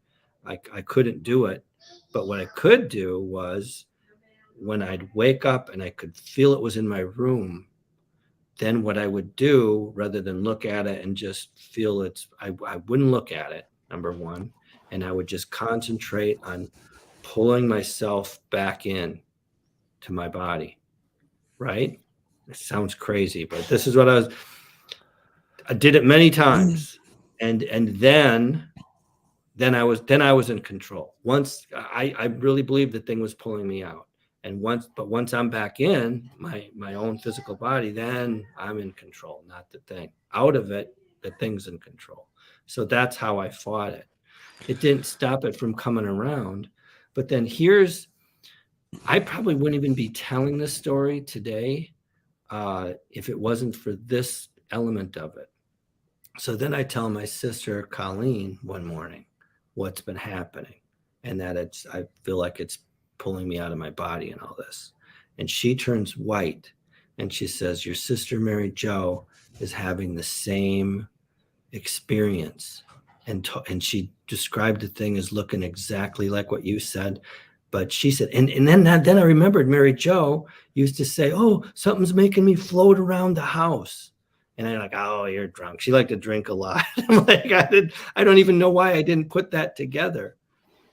So the thing was obviously making her astral project, even, making her, pulling her around the house. Like me, I'm just like a little bit above but it's just taken total control over her. She even said it tried to rape her at one point. She had to fight it off. Jeez. She described the exact same thing was coming into her room too. And so that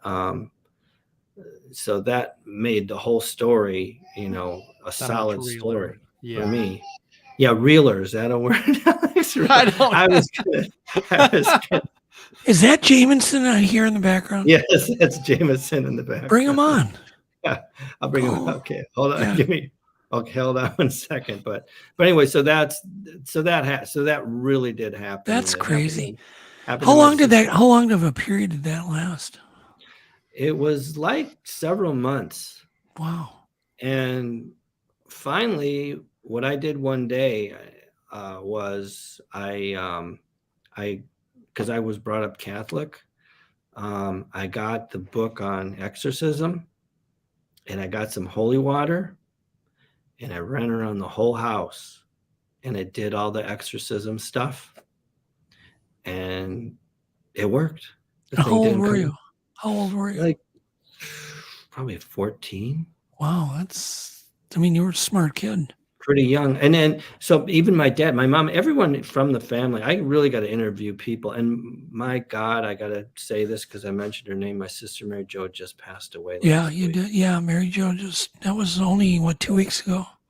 And I wanted to get her my whole plan. You just never know when people are, my plan was just to get her on a nice fit tape talking about it.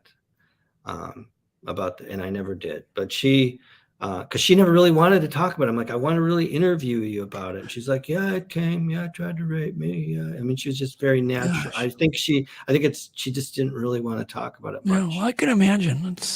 But I still have my other sister, Colleen, and I got to get her on telling me what Mary Jo told her, because I don't know everything. But You've never discussed it with Mary Jo before she died? Just not Colleen. really. Just over the phone, just a little bit over the phone. I'm like, you really got to tell me what you saw, what it looked like.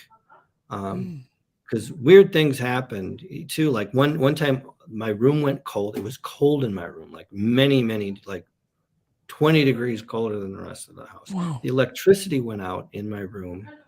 And hey, Groupsie, we can hear you over there.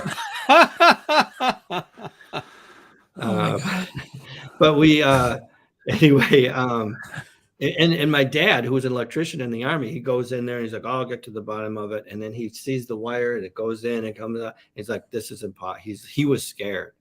He's like, what's happening in your room is impossible with the electricity not working. Okay. Because he had all the, the testers. And so he knew, it should be working. He knew. He turned white. He was scared. And when he's like, I don't know what the hell. What the hell? Did you smell fish? I didn't smell fish. Why? What is that? It means you have an electrical fire going. Oh yeah, no. We were talking about that earlier. There was no electrical, but there was no fish. The electrical problem was the ghosts were the ghouls that were doing something. Gosh, the demons. The demons. Well, there was two things. And I did see an actual ghost in that room too, which was separate from the demon thing. The ghost wasn't as scary. The ghost, I saw the ghost. He was standing right there, and I wasn't drunk. I looked at him. I looked right at the ghost, and the ghost was kind of looking away. It was like in profile, right?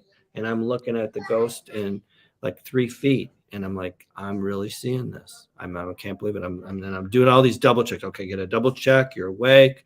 Look at the clock. It's 5 a.m. You're seeing this thing. You're seeing it. It's real. And then I was looking at it for so long. Well, maybe I can communicate with this thing, So then I started getting really close, and then it starts moving. Then its head starts moving towards me, right? And I'm like, okay, I think maybe I can ask it. I didn't know what was going to happen.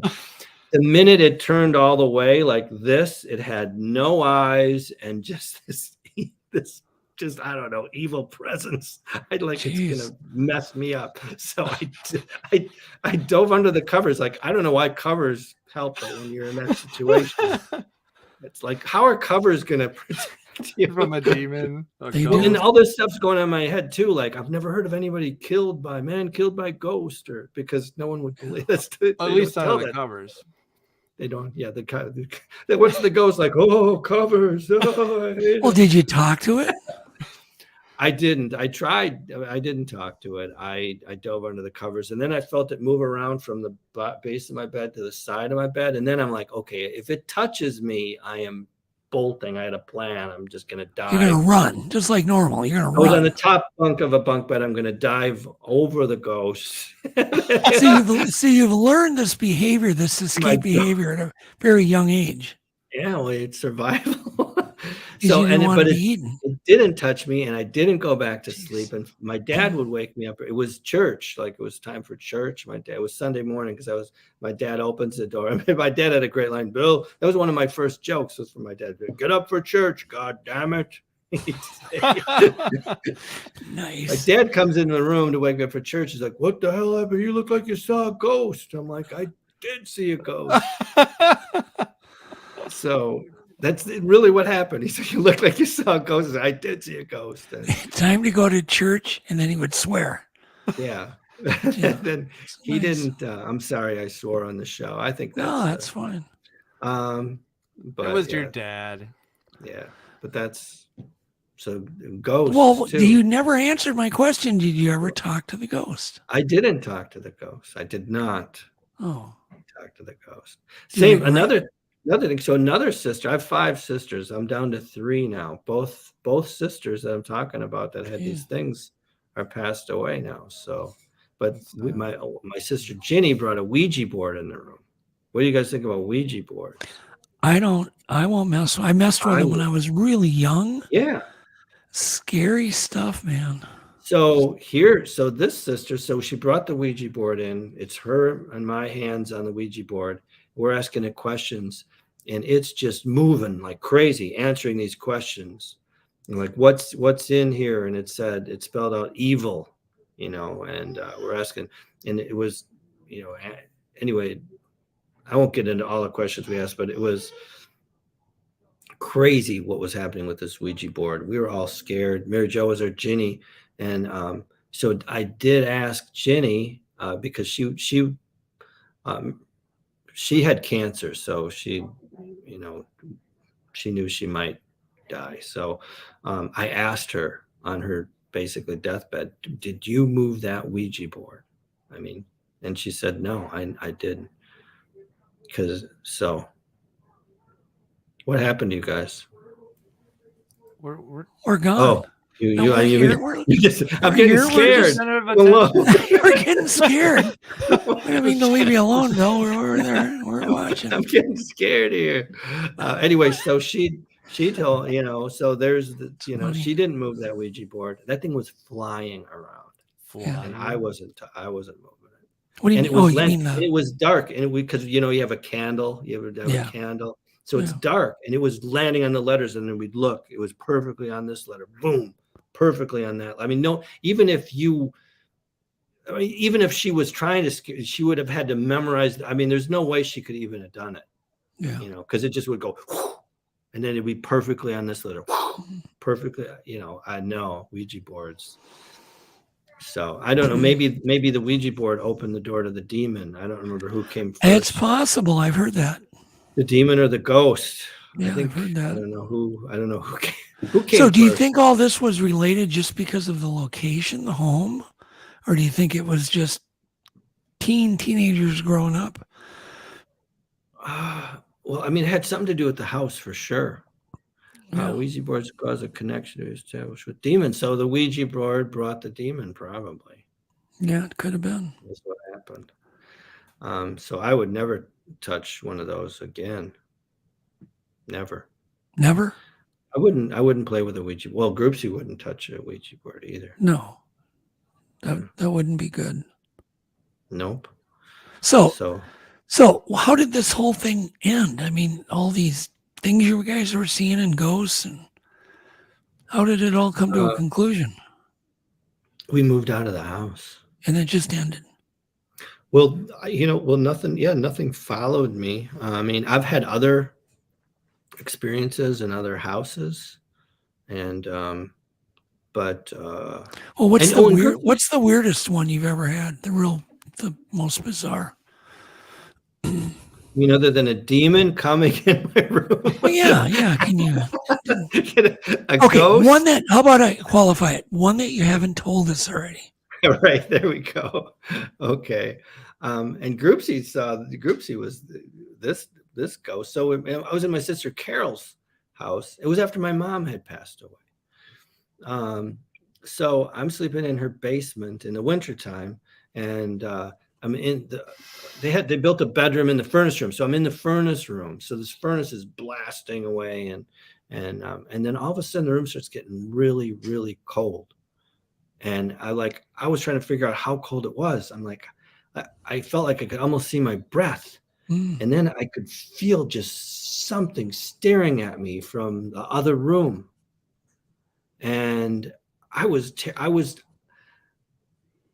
so scared that again, I went under the covers because everyone knows the ghosts can't get your covers. But I turned on the light, went under the covers, and I played my music on my phone. This wasn't that long ago. I'm an adult. This is jeez, it's like 10 years ago. It's 10 years ago. Okay. I'm an adult, and I was that scared. Something was there because something was there. I don't know what it was, but the room was ice cold. And then really? And I'm in there by myself. And then the next day, we were all, I told Groupsie about it, whatever, but we're all, me and my sister, Colleen and Groupsie, and we would all walk past. Nobody said anything until somebody said something. When you walk past a certain area, you could smell perfume. And then all of a sudden, my sister Colleen starts looking for it. I've had that happen. She's like, what is this? Like, she's looking at the pillows, and then I start sniffing it. You'd sniff everything, like the pillows, the blanket. There was a couch there. Then I went down and sniffed the carpeting. And then that's when I found out. So I sniffed the carpet, and there was no smell.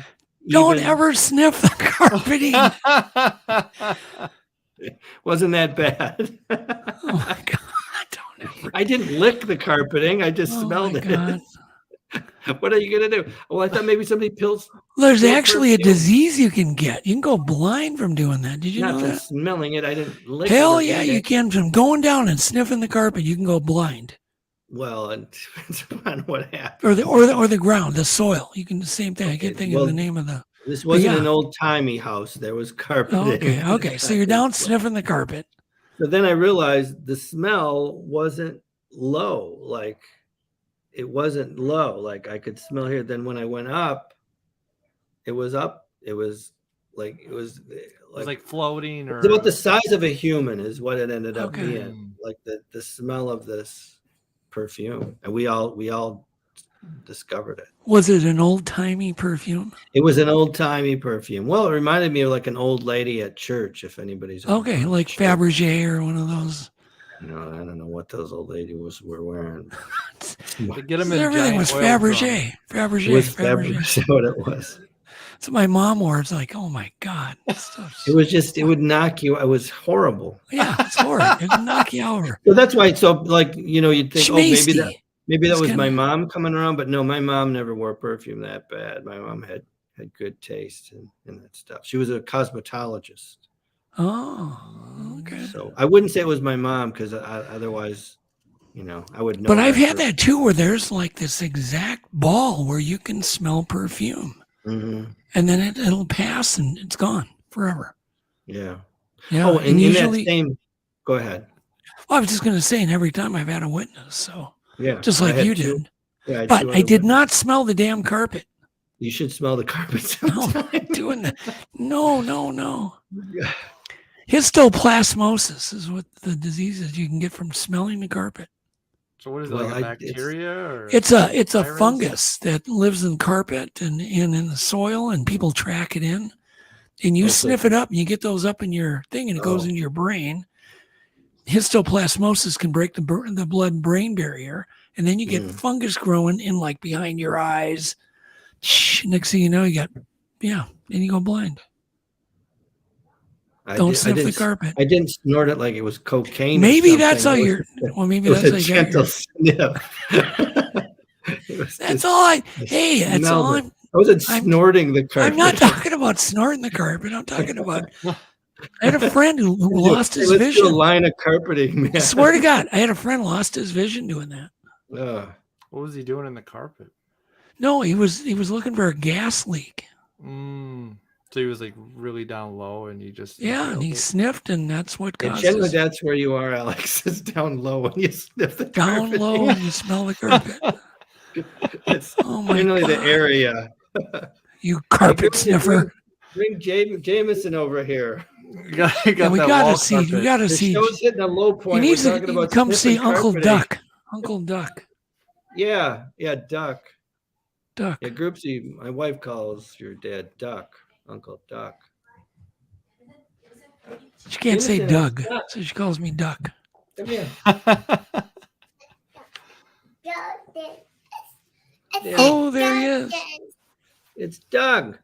Hey, how are you? Can you say hello to the folks? Here's a microphone. What parrot say? What's the parrot say? I don't know. What does the parrot say, What's the Jameson? parrot say? What does the parrot say? Oh.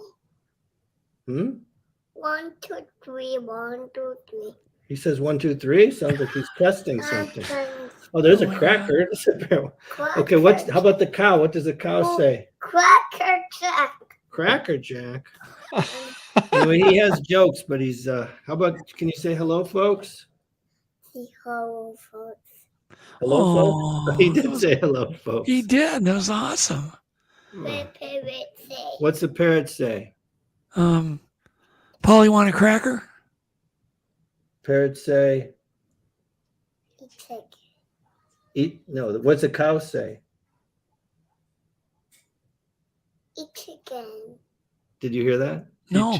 Eat chicken? Chicken. The Oh, cow says eat chicken. Eat chicken. Oh, eat chicken. Okay, I get it. I get Get it. that tongue. Oh, get Yeah, out of see, town. your joke, Jameson, was way above my head. Went over my head. What parrot say? What parrot say? What's a parrot say? Get that tongue. Get out of town. Oh my God. All Can right, we you gotta ask him if he can say hello to Untold Radio.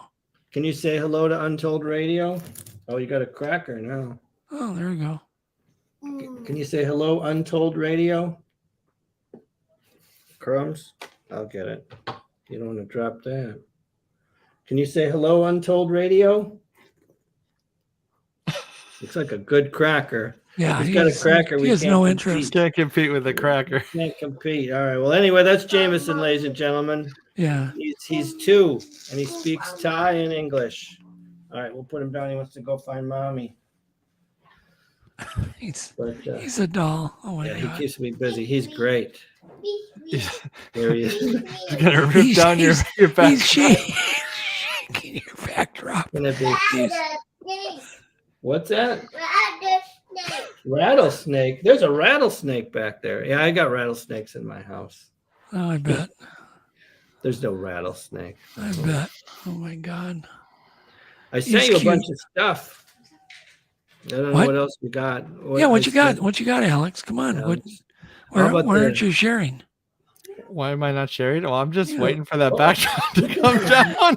Or, Jameson, if you can hear this, pull the backdrop down. We want to see what's behind the curtain. You don't want to see back there. Yeah, we There's do. Ghosts. There's ghosts. Oh, we do. Ghouls back there. By the way, this is not your typical Untold radio show. It's not. Yeah, folks. Yeah, it's just not. Usually there's more untold stories. We usually don't have kids in the background. Yeah. Usually. Yeah.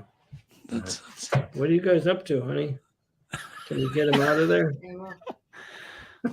Anyway, yeah, not your typical. Oh my God. So he's There he goes. Oh, that's awesome. But we'll, yeah, he's only 2. He's a lot of fun. He's a really good kid. Yeah, kids are. Yeah.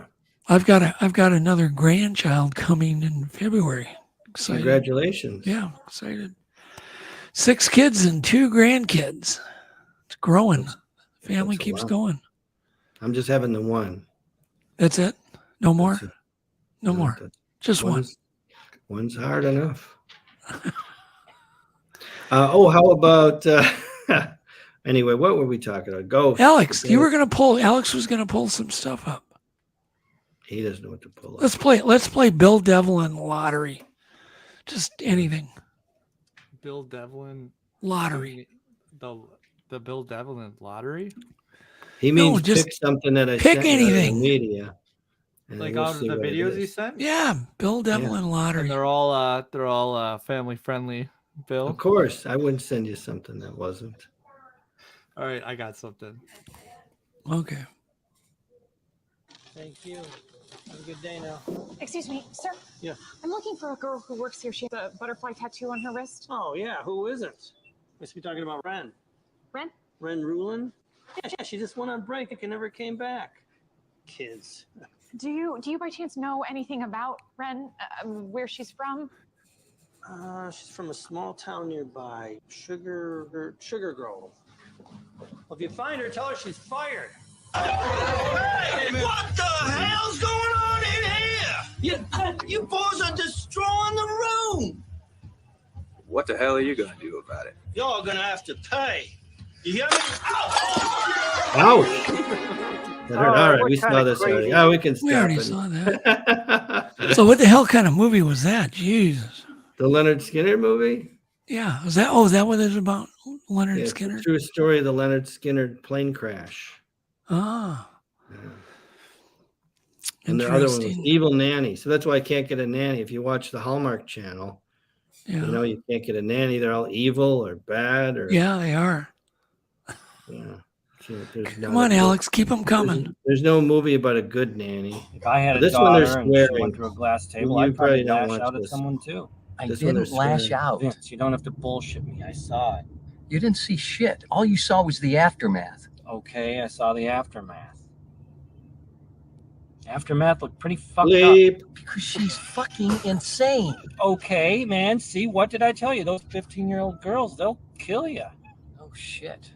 Okay, my analogies suck. That wasn't family friendly. I told you. Bill! You better shut this off. I don't know. I bleeped Bill, it. I asked you, Bill. I said they're swearing. You better turn it off. Then I bleeped it. Oh my goodness. I think I did a good job bleeping it. It was pretty good.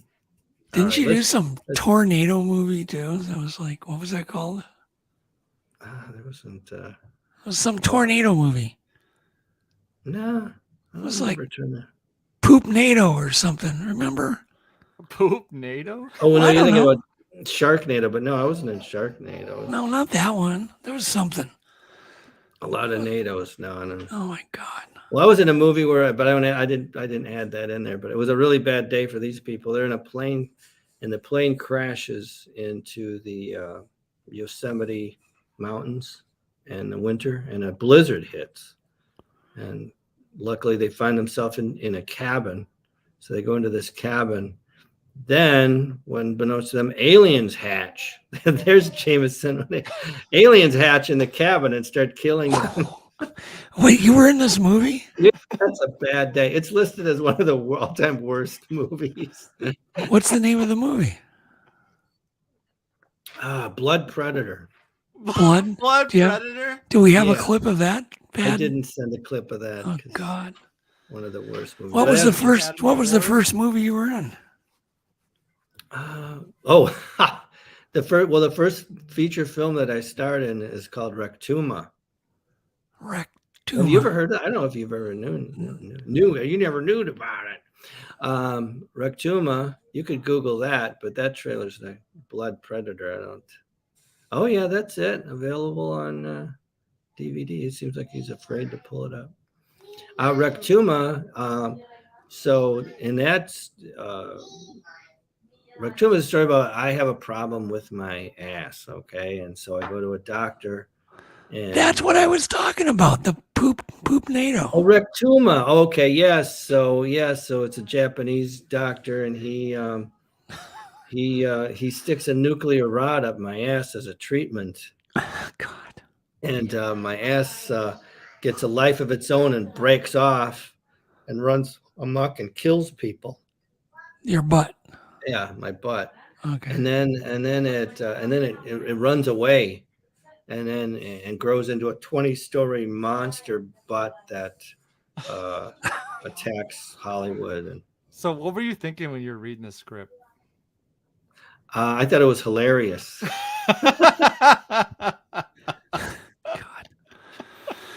I'd like to do the remake actually of Rectuma.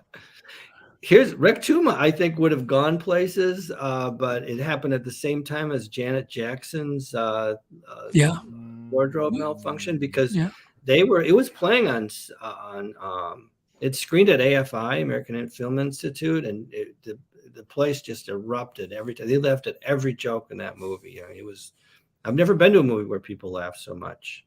And then it was playing on Sunset Boulevard, and the producers were advertising it. And because of Janet Jackson's thing, now everyone was all sensitive and nobody would play. They just pulled the commercial about this giant butt. They're like, we can't play that. It's inappropriate. Yeah. And so they didn't get to play. They didn't get to advertise it, which obviously, if you can't advertise it, who's going to know about it? But So it just went down the drain. Yeah. It was, Speaking of down the drain, our time is down the drain. it turned into a cult hit. Yeah. Okay. So everybody It's still- look for Rectuma. If you watch Rectuma, it's still Spell it quick. Rectuma. Okay. It's still funny. I think it's Okay. funny. All right. Some people don't, but it's not. So for everyone. if people want to follow you, what can they do? Bill Devlin. Go to BillDevlin.com. Go to Bill Devlin on Instagram or Facebook or Twitter.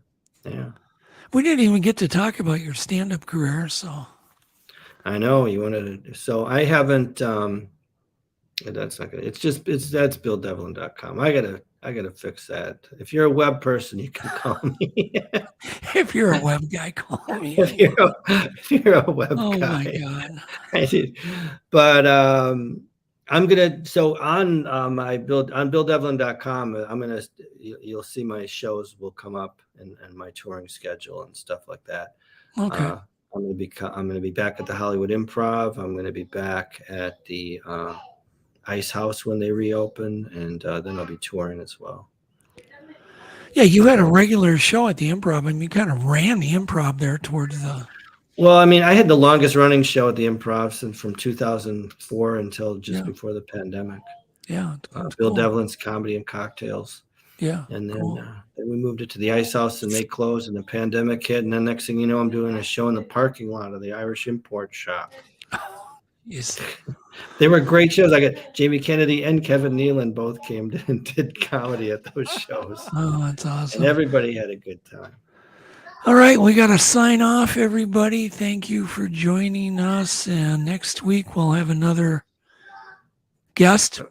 Way better than Bill Devlin. Really, somebody that has scary. But hey, I had some pretty scary. That was good. No, we love you, Bill. Come on. We love you, Bill. We love you.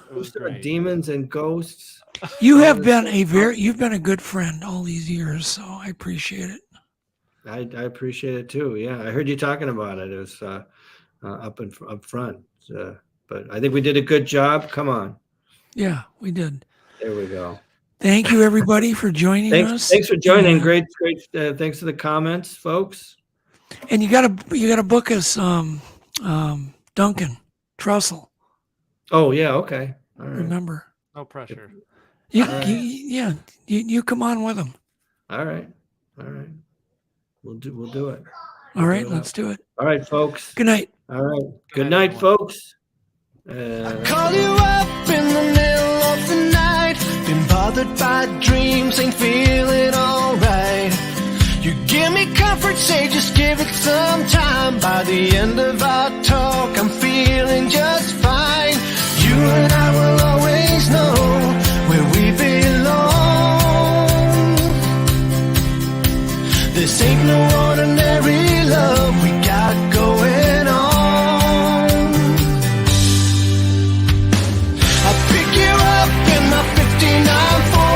Head on down the road until we get bored. Just you and me and the sun and the wind. If the rain should start falling, we'll head on home again. Everybody else can see where we belong. Oh, ain't no ordinary love we got going on. At the end of the world, together forever is one, and I'll wait. If ever you should be in doubt, and I'll pray they never can pull us apart, and I'll wait for the time when we'll be together every day. But I know if ever we'll be led astray, that I'll find my way back home to you again.